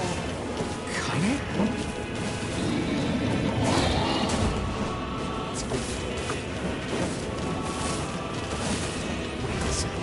Wait a second. Your heart is different. It ain't hatred, and it ain't sadness. What's going on, sunshine? How should I know? Kyne, are you alright? I'm fine. Let's just kill some shit and move on, alright? Interesting. Oh, how very interesting.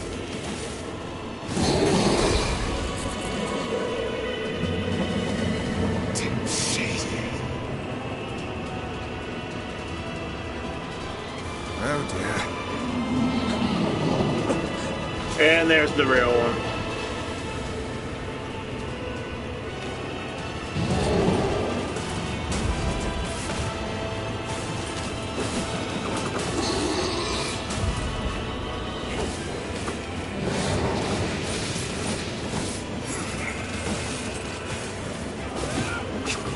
This thing? That fog. Oh no! We can't stop now. Damn it. Stay focused, Kyne. Don't fall victim to such distractions. Come on! We have to keep going! Let's go!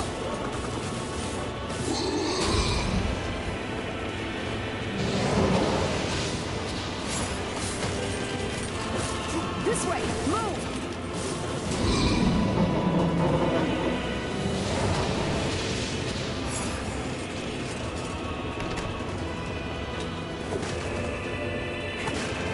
Up here!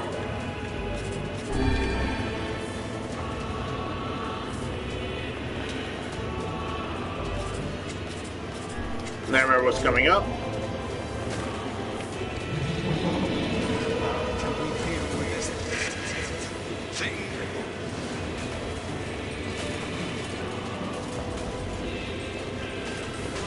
Please, hurry!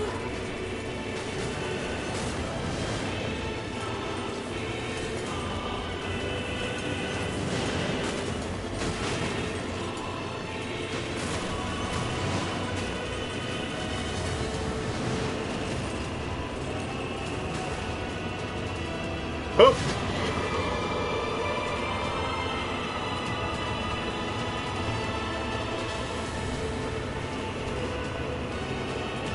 Damn it, I can't get it open!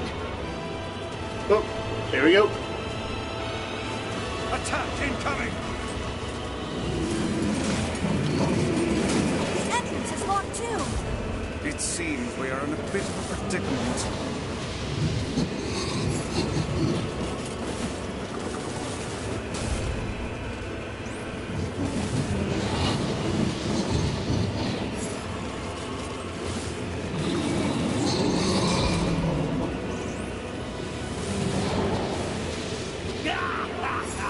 Oh, you pissed her off now! Maybe you shouldn't have killed her friends. Look at her. So full of stone and hate. She's just like you, Sunshine. Like you're any different. Hate is just another crush for you. Hey now. You're in pain, you're lonely, no one likes you. So you try to hide it under violence and hate. I'm not like that at all. It's okay. It is. I'm the same way. But just realizing that isn't going to help. It's too late for us now. It's too late for everything. We're too far gone, and that's why we...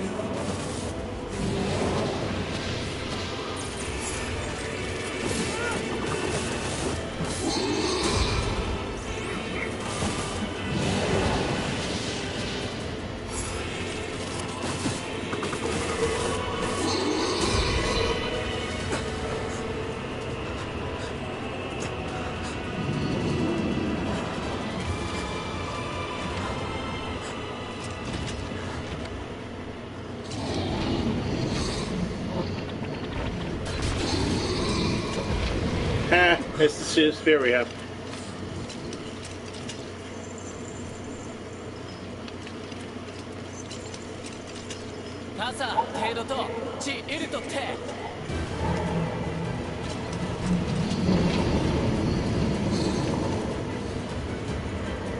I didn't get any trouble. I literally kept beating it. あら、フェルアと試練、地、無責音。キラ、コ、フ。What are you doing?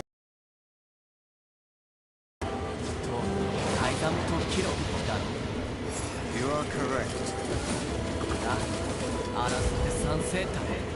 フルワリ、ワリテトース。感化失禁で。But 取ったで、キリゴイタリ。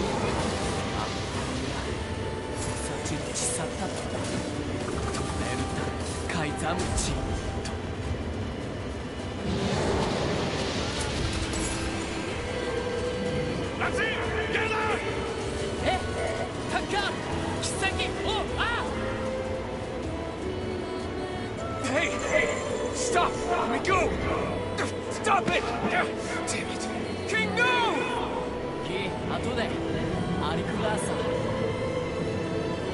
What? You remember this, obviously. No! Open the door! You can't fight that thing on your own!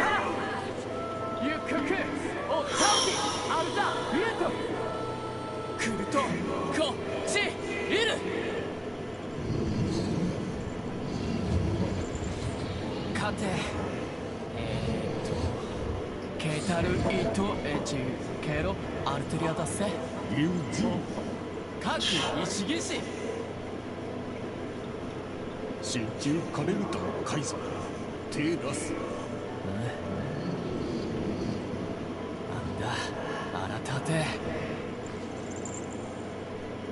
ラヌペルアトチラヌカイザードトチ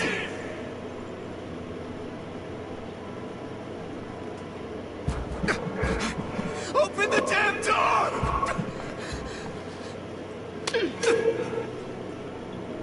Knock it off already. Let's go. Pyke. He's fighting for you. And for Fira. Don't let him die for nothing. My friend. You have no friends.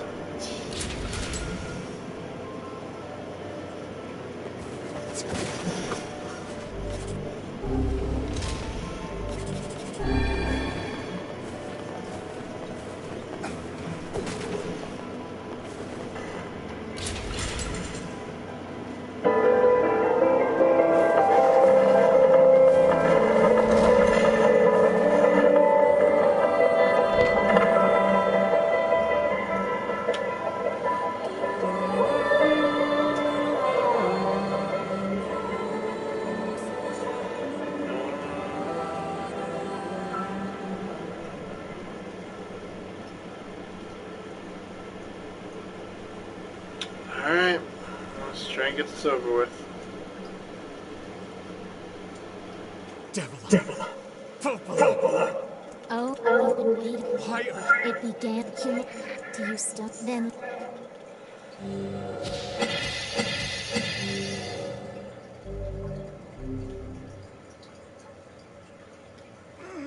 Nice. I never... All of us. Every person's. What are you You still don't get it? You aren't. So then humans. No. Each shade is a twisted... Crazy, huh? Now let's skip the. Wait. Sorry, but we're gonna be needing that shell of yours. Please don't be angry with us. Our endless existences have a single purpose. You have your own motives, your own desires.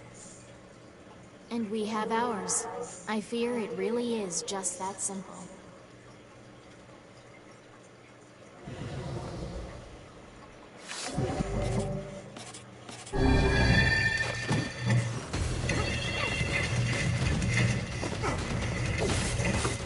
You and us, we're the same. Tools in the hands of a master. No. I'm nothing like you. Damn it. Sorry.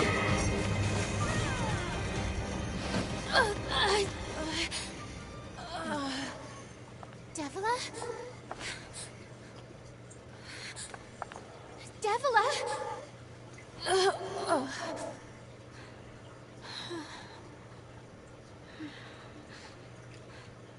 I really don't know. No, I'm not. I don't care. I like the ending of this cutscene. Are you crying? No! Don't die! You know, Popola, I understand now why we're twins. It's because we were born without souls. What does that have to do with being twins? I can't stop the bleeding. Oh God. Really? I can't stop it. Seriously. This world is too... Without a soul, you can't bear the burden of what you do alone. So you have your, the other is each one is the other's soul, basically. We're twins, so we can bear each other's burdens. And yet somehow our tears still flow. It's kind of weird. There's the reason why they're made as twins, period. Devil! Don't you go! No, I can't be alone! Devil!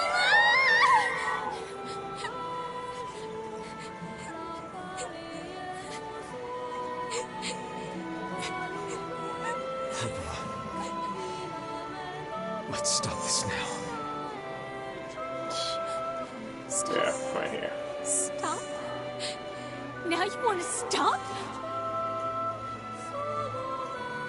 You think you have the luxury to stop? You cut down my sister like a goddamn animal and now you want to stop? Popala, wait! It doesn't have to. No one stops! It's way too late to stop! No one stops! Please, don't do this, Popola! You and Devila were like parents to me! Those two have watched the world wither for time immemorial. The coolness of such a fate is difficult to imagine. I don't want to do this!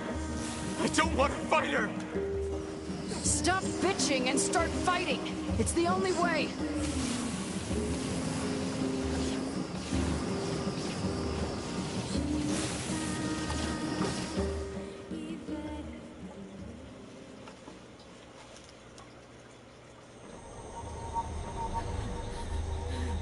No stopping. No stopping ever!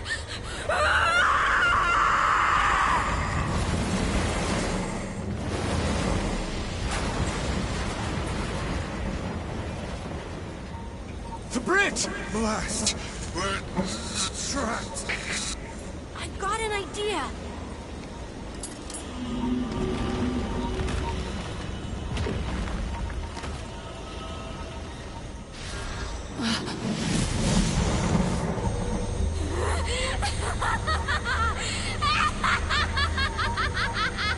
I fear we're done for. It'll be all right.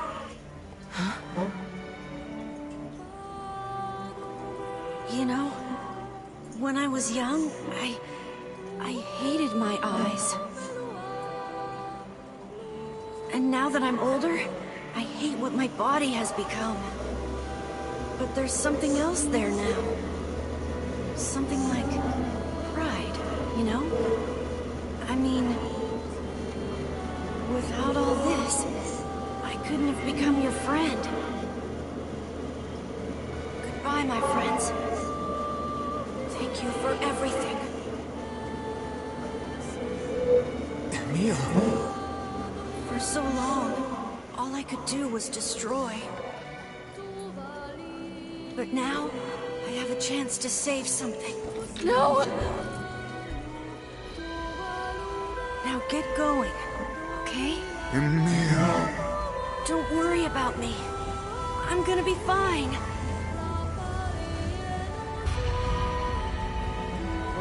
Emil! Emil! Emil! You jackass, get back here!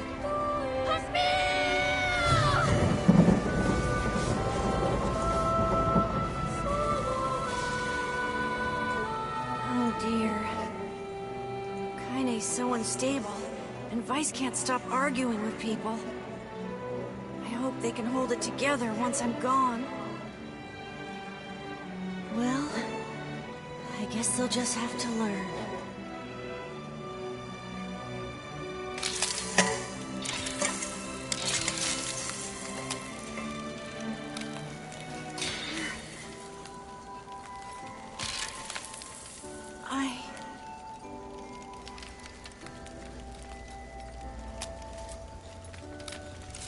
I want to see you again. I want to see all of you again. Just one more time.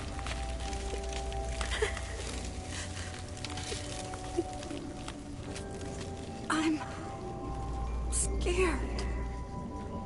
I don't want to die. Still gets you, huh?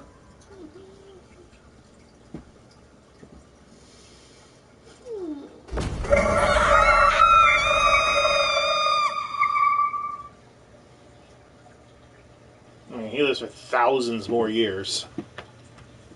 Literal thousands. Oh. Do we have a thing after it? I don't think so.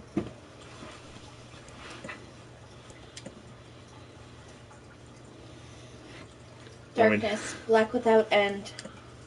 It goes on and on and on. Eyes closed, eyes open, it matters not.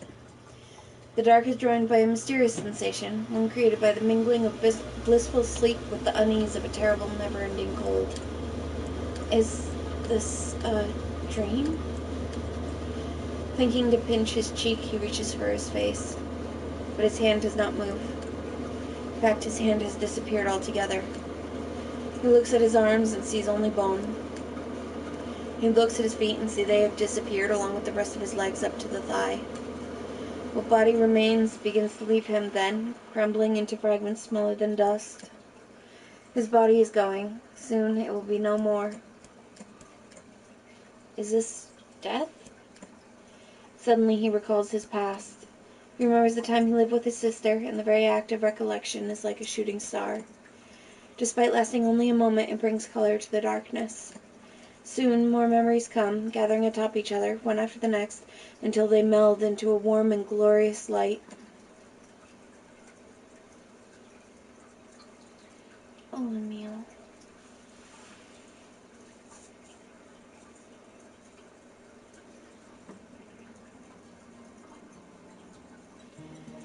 Wake up! Wake up! A set of covers are torn from the boy, leaving his eyelids exposed to the merciless sun. Hey there, lazybones, says the voice again. The boy's vision, blurry at first, gradually grows more clear. Before him, her face aglow with a radiant smile, is his older twin sister, Halua. Morning, Halua. Don't look so cheery, you butt. The teacher's gonna be here any minute.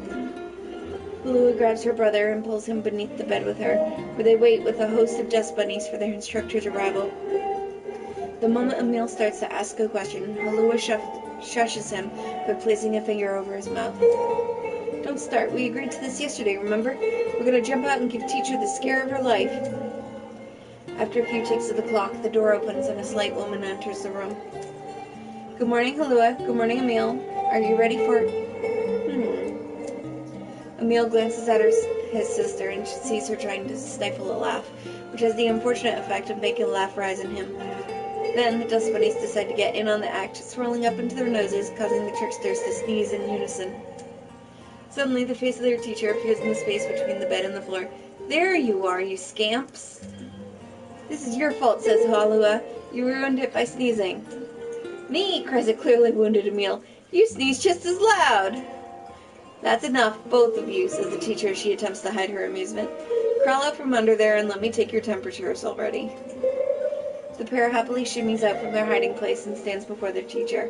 She is a fair woman with a kind voice, one Emil would be happy to listen to for the rest of his life. In fact, he often thought her waking him in the morning was his favorite part of the day. The teacher finds her seat, hunkers down, and lightly pats her leg, to which a happy Emil leaps into her lap.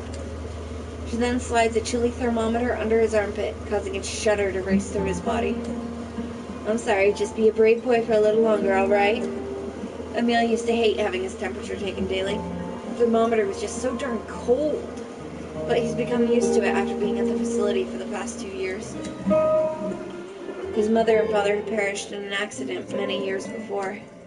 He'd been told the facility they sent him to was simply a home for orphans such as himself, but he'd always had his doubts.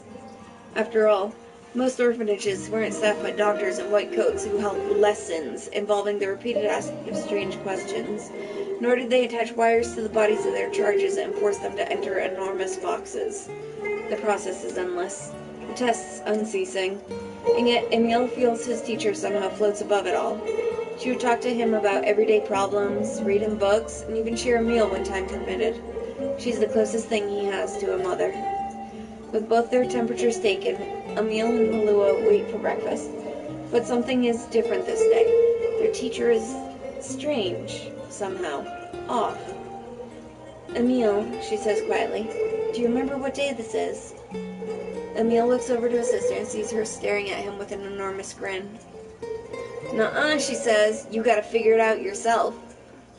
But despite his best efforts, Emil comes up empty. I'm sorry, ma'am, he says at last. I just don't know. With a smile, the teacher reaches into the pocket of her white coat and withdraws a small package. It is a bag, neatly closed with string and tied at the top with a bright red ribbon. Happy birthday, Emil, she says.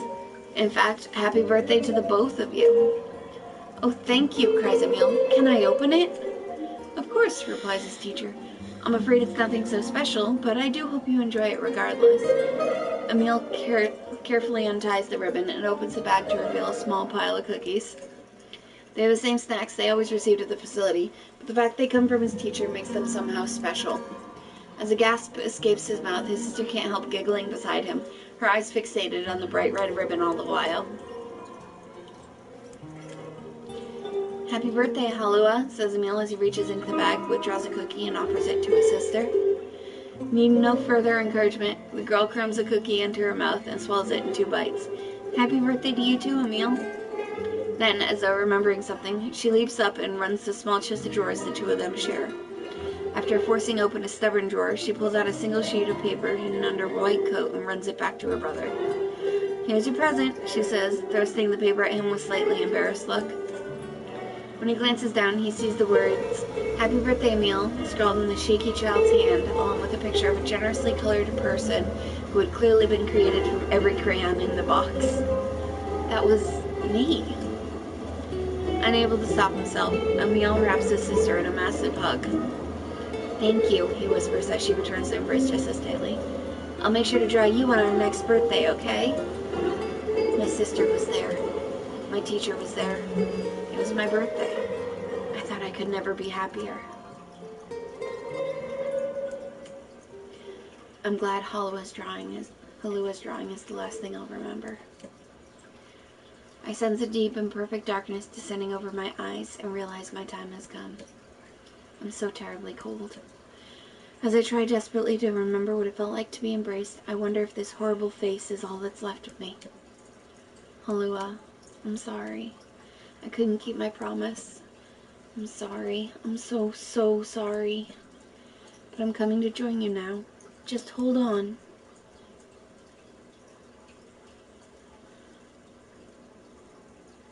Wake up. Wake up. Wake up. Just wake up.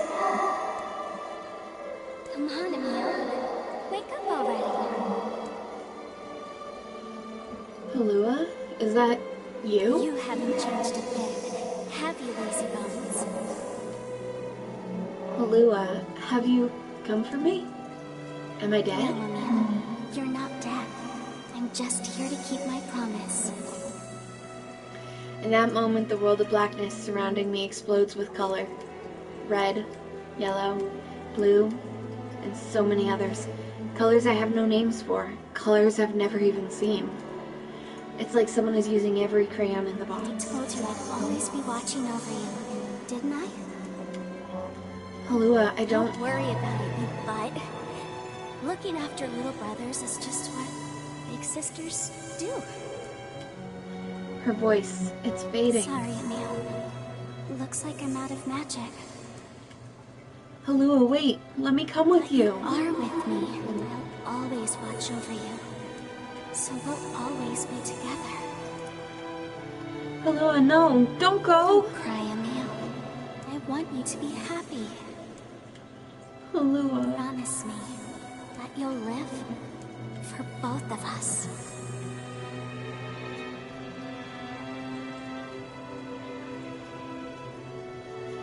The darkness enveloping me flows away, replaced by a brilliant blue sky. I don't know where I am or what I'm supposed to do. But it's okay that I'm here. I know that much now. She's given me the courage to accept that. No more crying. I'll live with a smile on my face, because that's the promise I made her.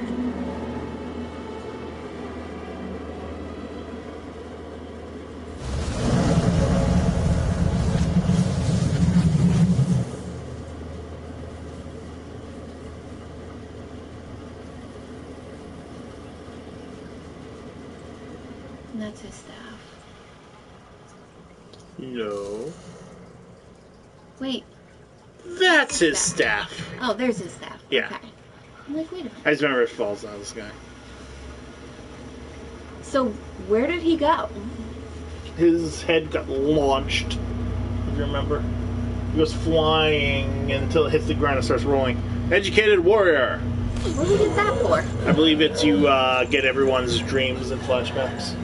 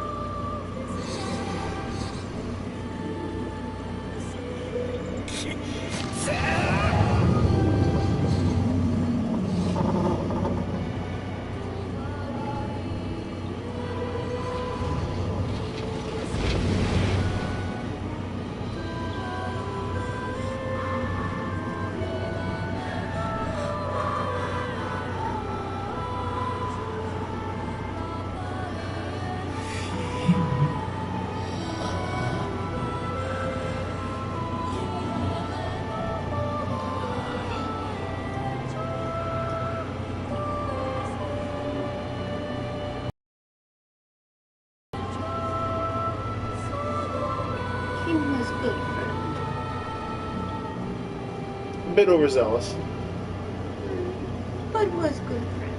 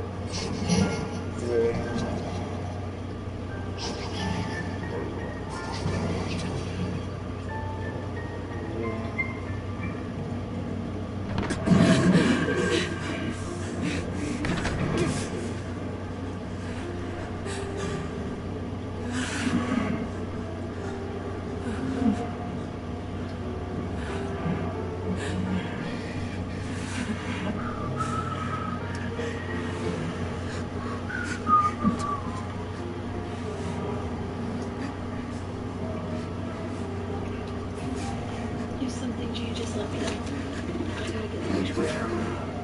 Wash those containers.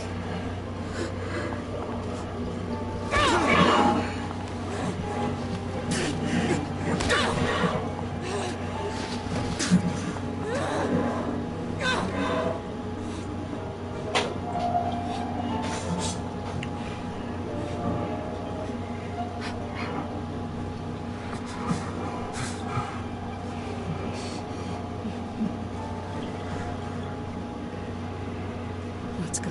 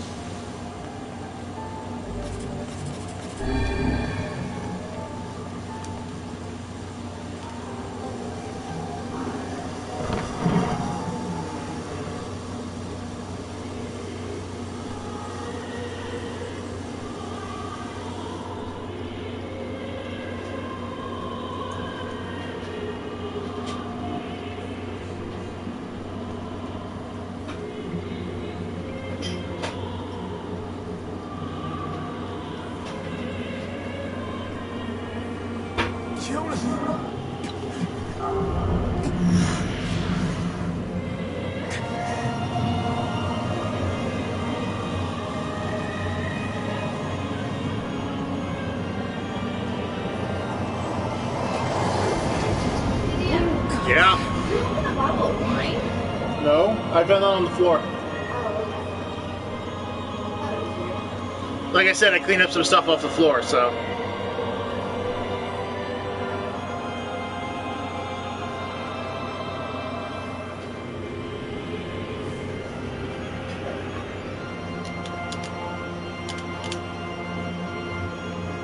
This ends here. Strike hard. Hold nothing back.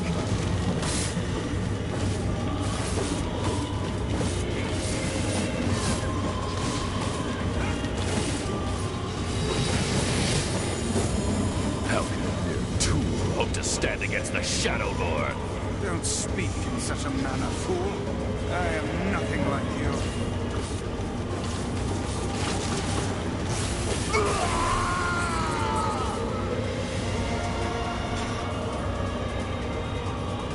Be careful!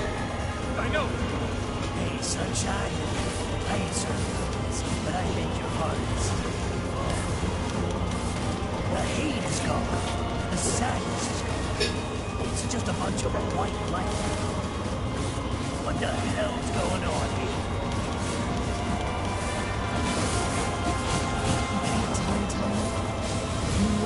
Voice in my life anymore. I've experienced fear, hate, mercy. I'm a curse, a freak. I know that. But guess what? He still accepts me.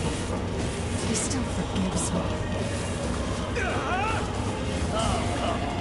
You're doing this for him? I'm tired of this world and everyone in it. But I'll become his sword one last time.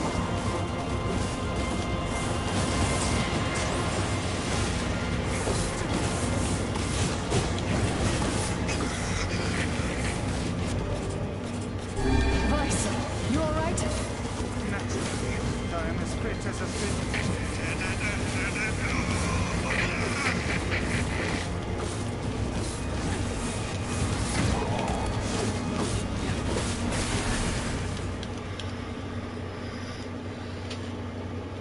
Yep. Destroy, destroy, destroy.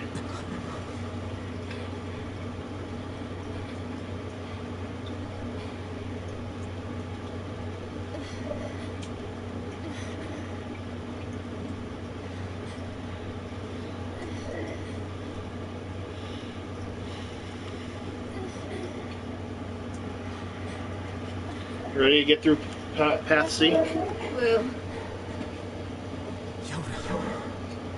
Ow! Sorry, it was my nail. God, I'm bleeding out here.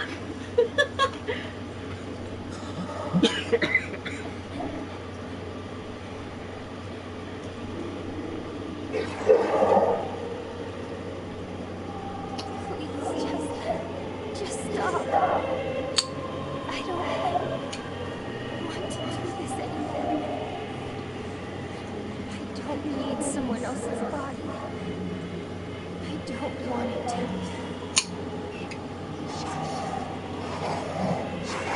There's another girl inside this body. I can hear her. She won't stop crying. She says She wants to see her brother. Kyoto's been possessed? This girl just as much as I do. It's not right, you know?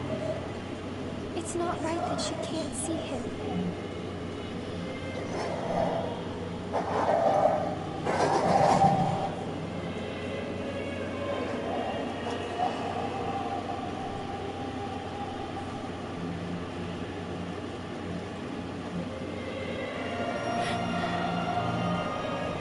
It's you, isn't it?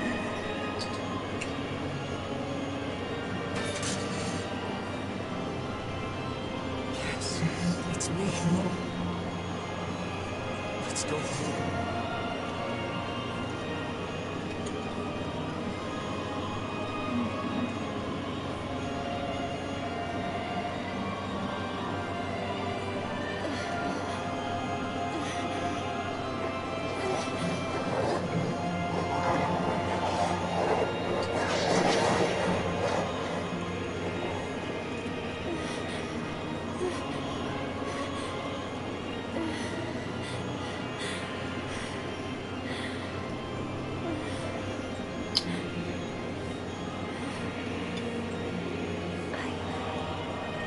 I'm really sorry.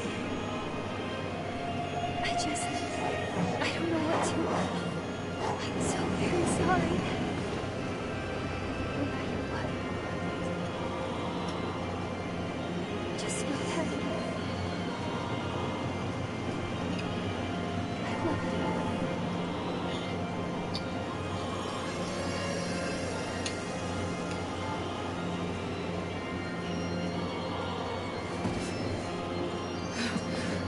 Hurry.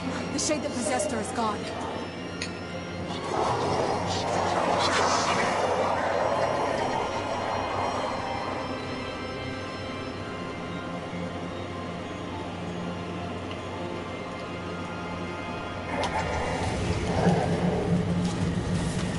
Pyke! Watch over Yoda for me. You don't understand your sadness. You think I'm gonna sympathize with you? I swore to protect my sister and my friends. If someone puts them in danger, they must stand aside or be cut down. Now come on! Let's finish this!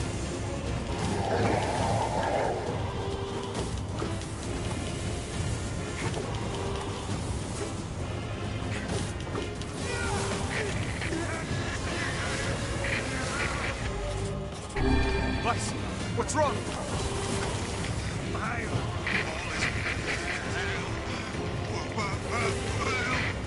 You're freaking me out here, Vice. What are you doing? I'm so... Do it! Strike the killing blow!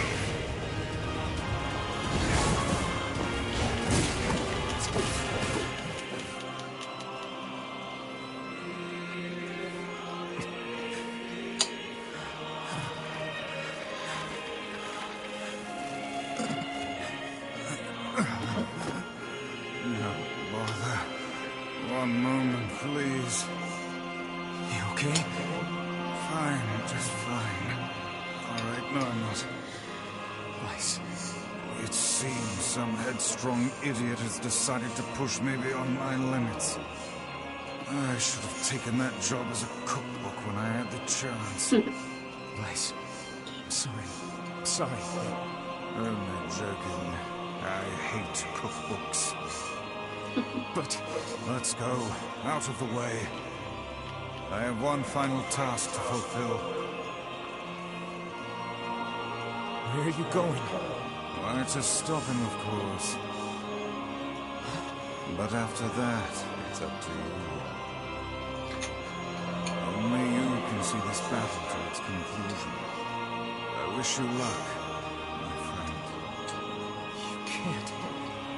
I swore I'd always fight by your side. You are an exceedingly stubborn lad. You know that, yes? Perhaps that's why I've so enjoyed our time together. But I fear this is where our journey ends. Vice! Oh, and remember what I told you about using my full name? Well, forget it. I've grown rather fond of vice. Nice. I knew you'd come around. Don't let it go to your head.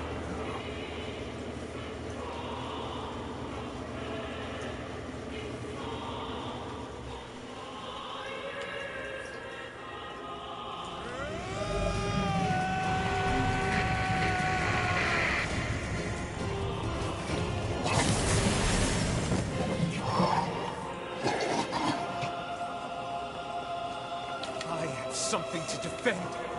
I have a reason to live. Shadow.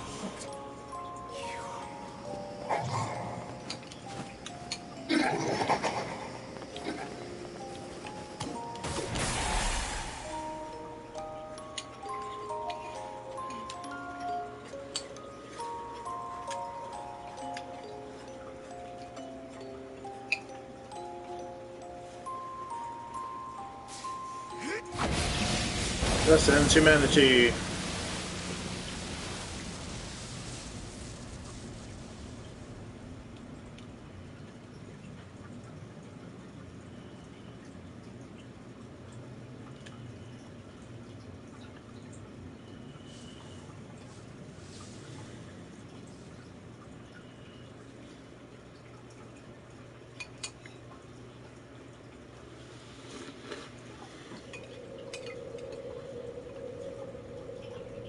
This is new. Ain't that precious?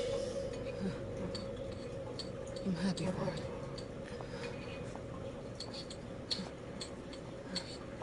You know, Sunshine, that black scrawl has almost completely taken you over.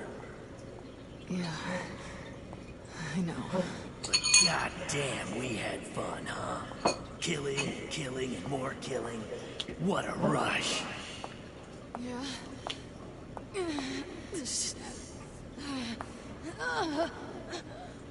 Wait. No. No. It wasn't fun at all. I turned you into a killing machine. I spread evil and chaos around the world.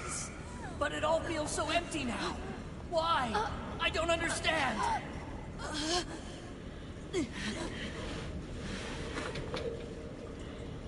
Sorry. Looks like you stayed inside me for a little too long. Sunshine. Stop! Don't be nice to me! Don't make me feel like this!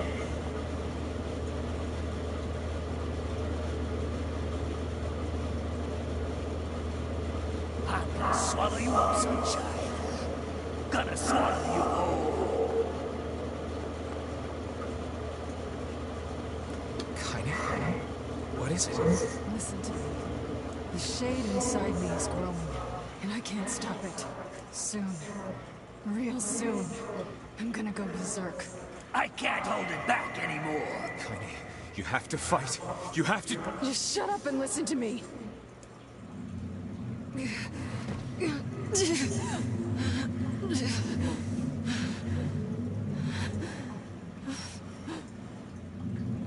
Emil is gone, all right? So there's no way anyone can stop me. Please. Before it comes to that, I want you to kill me. Consider it enough of a quest.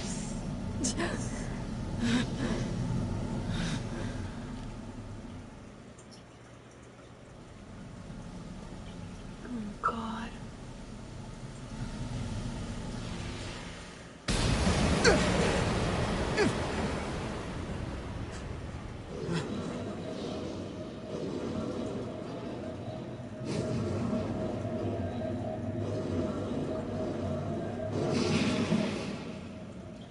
Hi, Shade Kaine.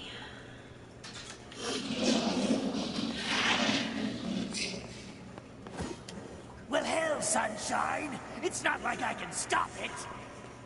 When gestalts go out of control, they lose their minds. Memories will be completely overwritten. Kaine!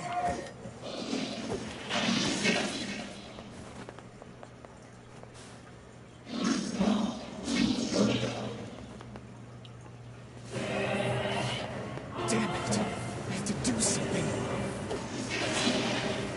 Seriously, what can you do? You don't have. Oh, maybe destroy those things?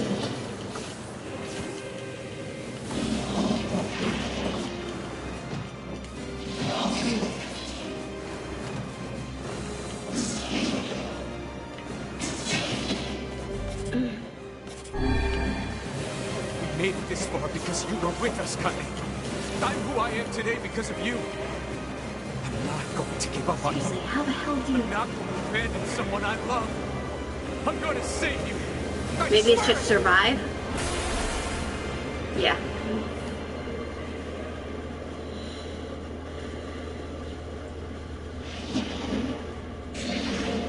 Well, there might be one way to save it. Who said that? It don't matter, so don't ask. Just shut up and listen. Wait, are you... I said, listen! There's a way to save Kaine's life, all right? But you're gonna have to make a difficult decision. Do whatever it takes. When the time comes, I'm going to pin Kaine down. And as soon as I do, you need to stab him in the heart. No, I can't. Fine. Don't believe me. Stand around with your thumb up your ass and watch her die a terrible death. Damn it.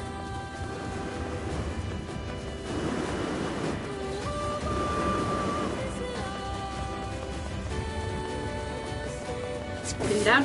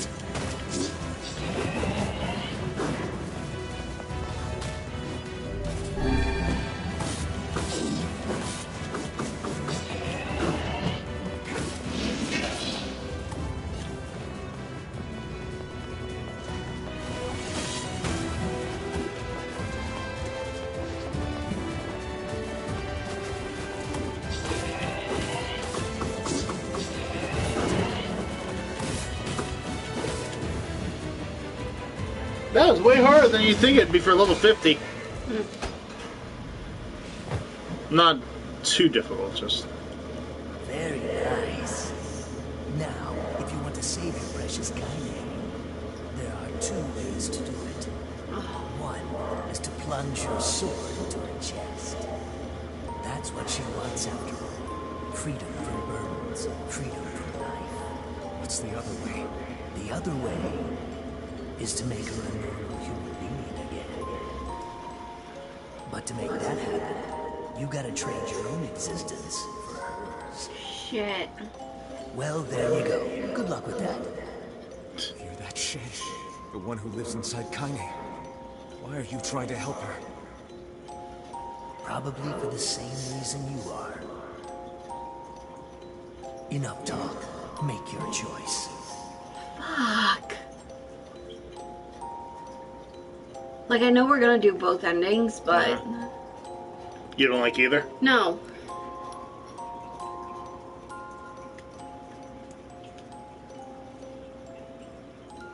This is the one we start with. Yeah.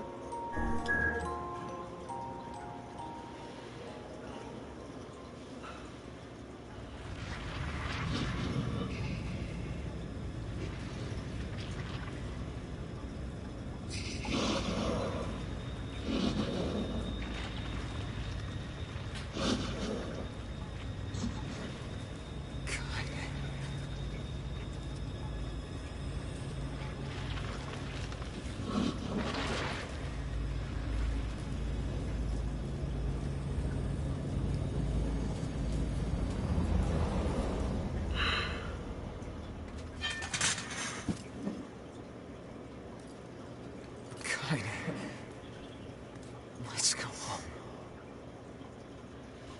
Can you hear me? I spent years inside Kaine's body, tormenting her from within. I felt her pain, her emotions, as if they were my own. And there was so much pain. So when I say she's free now, I want you to believe me. Thanks to you, Kaine has been forgiven and saved. Oh wait, she had a final message for you. Thank you.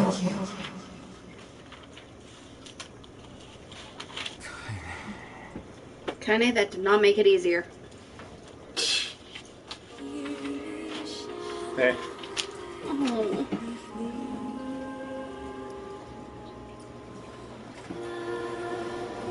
We could speed run to get to the end of D. Let's do it. Let's do it. But don't skip this. I will not. Absolutely not.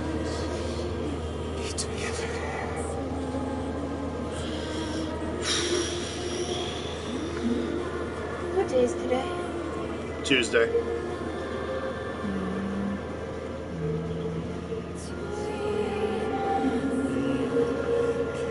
Second name, Aaron Kaufman. Oh, I forgot to mention. There was some person's name. First off, someone else got the case name, and the person's last name is Shrek. At work. But for me, today I had a case, and the last person's name was In the Phone. INTHAPHONE. In the Phone. And underneath it had the word call, because we had to call the doctor. So I was taking care of In the Phone. Oh my god.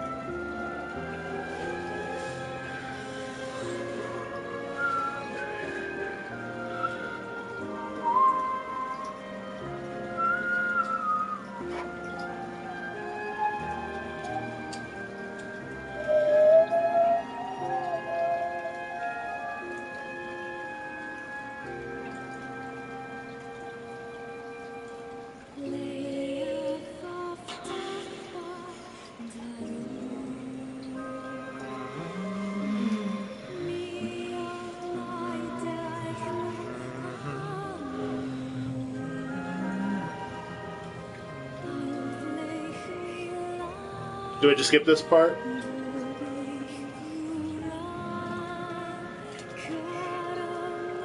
I can't. Makes sense to me. I'm fine with that.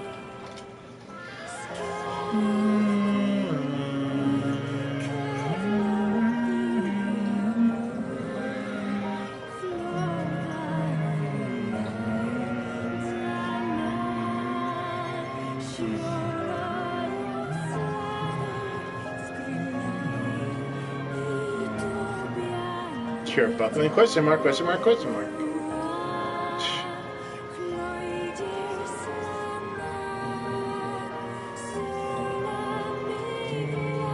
Kyle McCarley, question mark, question mark, question mark. Fucking 2B and 9S. They're voice actors. Question mark, question mark, question mark. They're in this game somewhere. Liam O'Brien, Grimoire Vice Yep. English. Lizzie Freeman, Halua, additional voices English. Emil, number 7. Mike Kadokali. Katawaki. Whatever. Prince of Assad, Maru Mark Whitten. Ayasato. Hmm? Mark Whitten. Additional voices English. Megan Harvey of additional voices English. I mean, Megan Holly. Matt Mercer. Additional voices English. That makes sense. It does. I mean, if you really think about it, this game has 2 of the cast members of Critical Role. It makes sense they're going to have more. I doubt Mauricio got anything, but...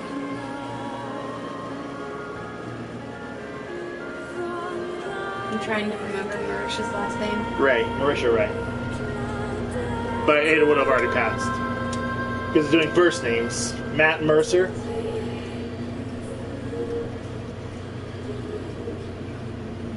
And the only one we would probably... The only 2 we'd see next would probably be Sam Riegel or Dalton Jaffe. Sam Riegel. Jacob. Additional voices English. Are you fucking kidding me? I'm serious. It's going straight Sam to the top. Riegel. Jacob. Oh my god! He was the lost his mind brother, the junkie. God damn it. Yeah. Okay, let's see if Taliesin is in here. Spike Spencer. Tyran. English. That's actually fucking hilarious, if that's what I think it is. Takeshi... No. Come on, Taliesin. No. Skip straight from TAR Yeah. or TAK to TAR. Yeah. I was that comment by surprise. I just want to kill them all. What can I do for you? Yeah. Veronica Taylor.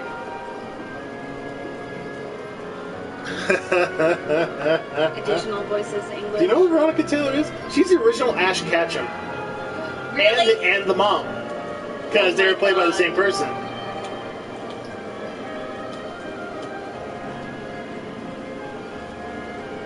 Yuri Lowenthal, Gideon / Postman English. Gideon. I know Yuri. Yuri Lowenthal, Sasuke / Ben 10. Yeah. That's what I thought it was. Actually, no. Then who's Jacob? Was Jacob the older brother? I don't know. No, I thought Jacob was the younger brother. There's C. Whoa. Where is D even gonna fit on that? Who knows? Let's run it.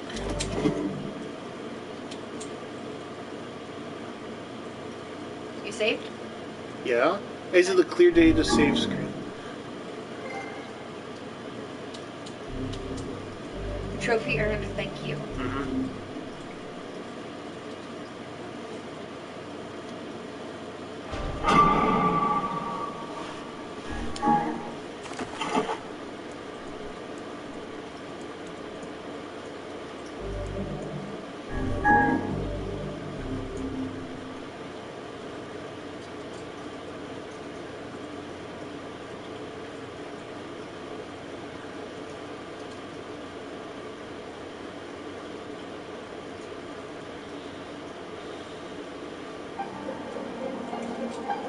Oh no.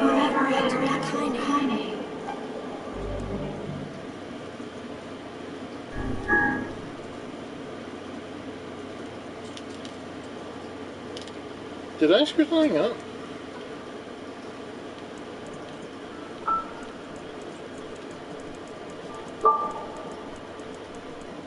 Don't think so. Isn't this where it Yeah, but it's supposed to start right before the final dungeon. That way we don't have to play the whole game again. You said we'd have to run through it. Run through it for C, and then D should pop us right at the beginning, right at outside Shadowlord's castle.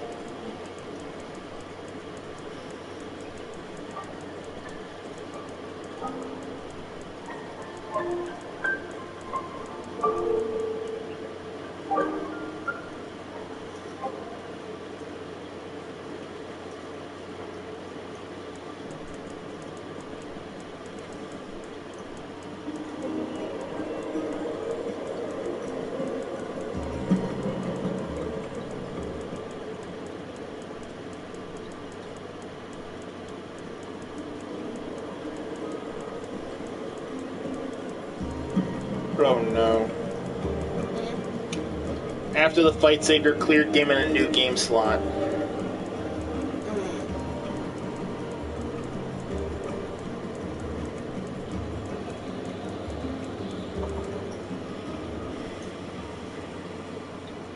So I just fucked myself?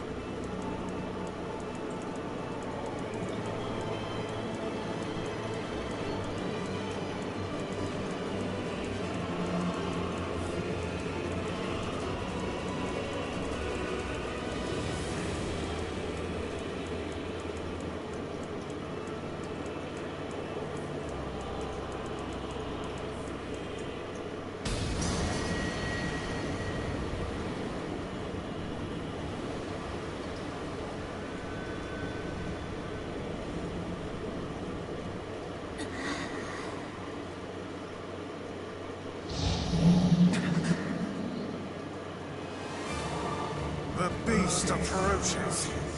I know.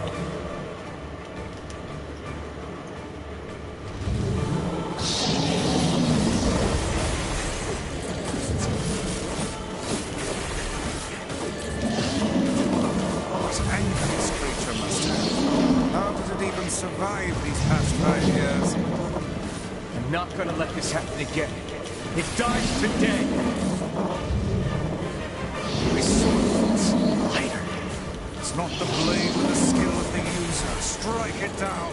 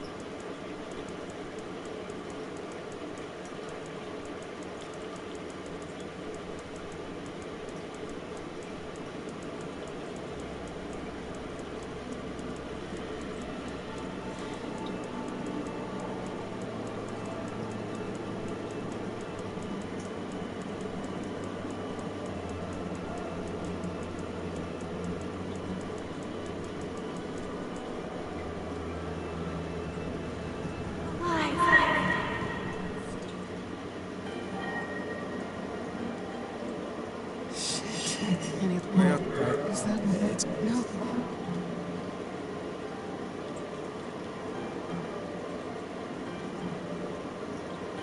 Kinda waking from a long petrified sleep. Meals unflagging kindness. Our reunion was a happy one. We let it wash over us like rain. That is, until Devil and Purple had to go and ruin it all.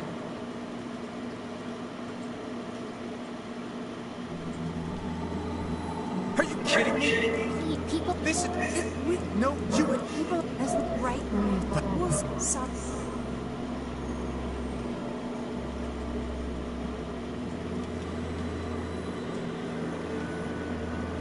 What has God never tapped ritual?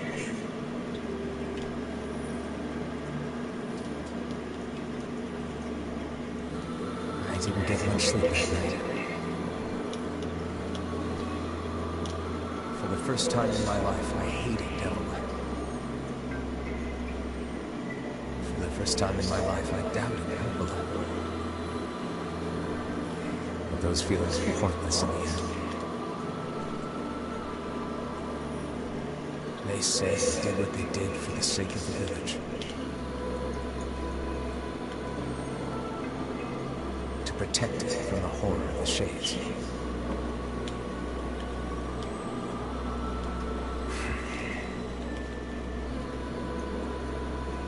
Really, how can I blame Devil and Popola?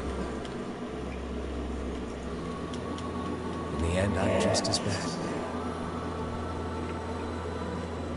Because I never once stopped to think about Kaine and Emil's situation myself.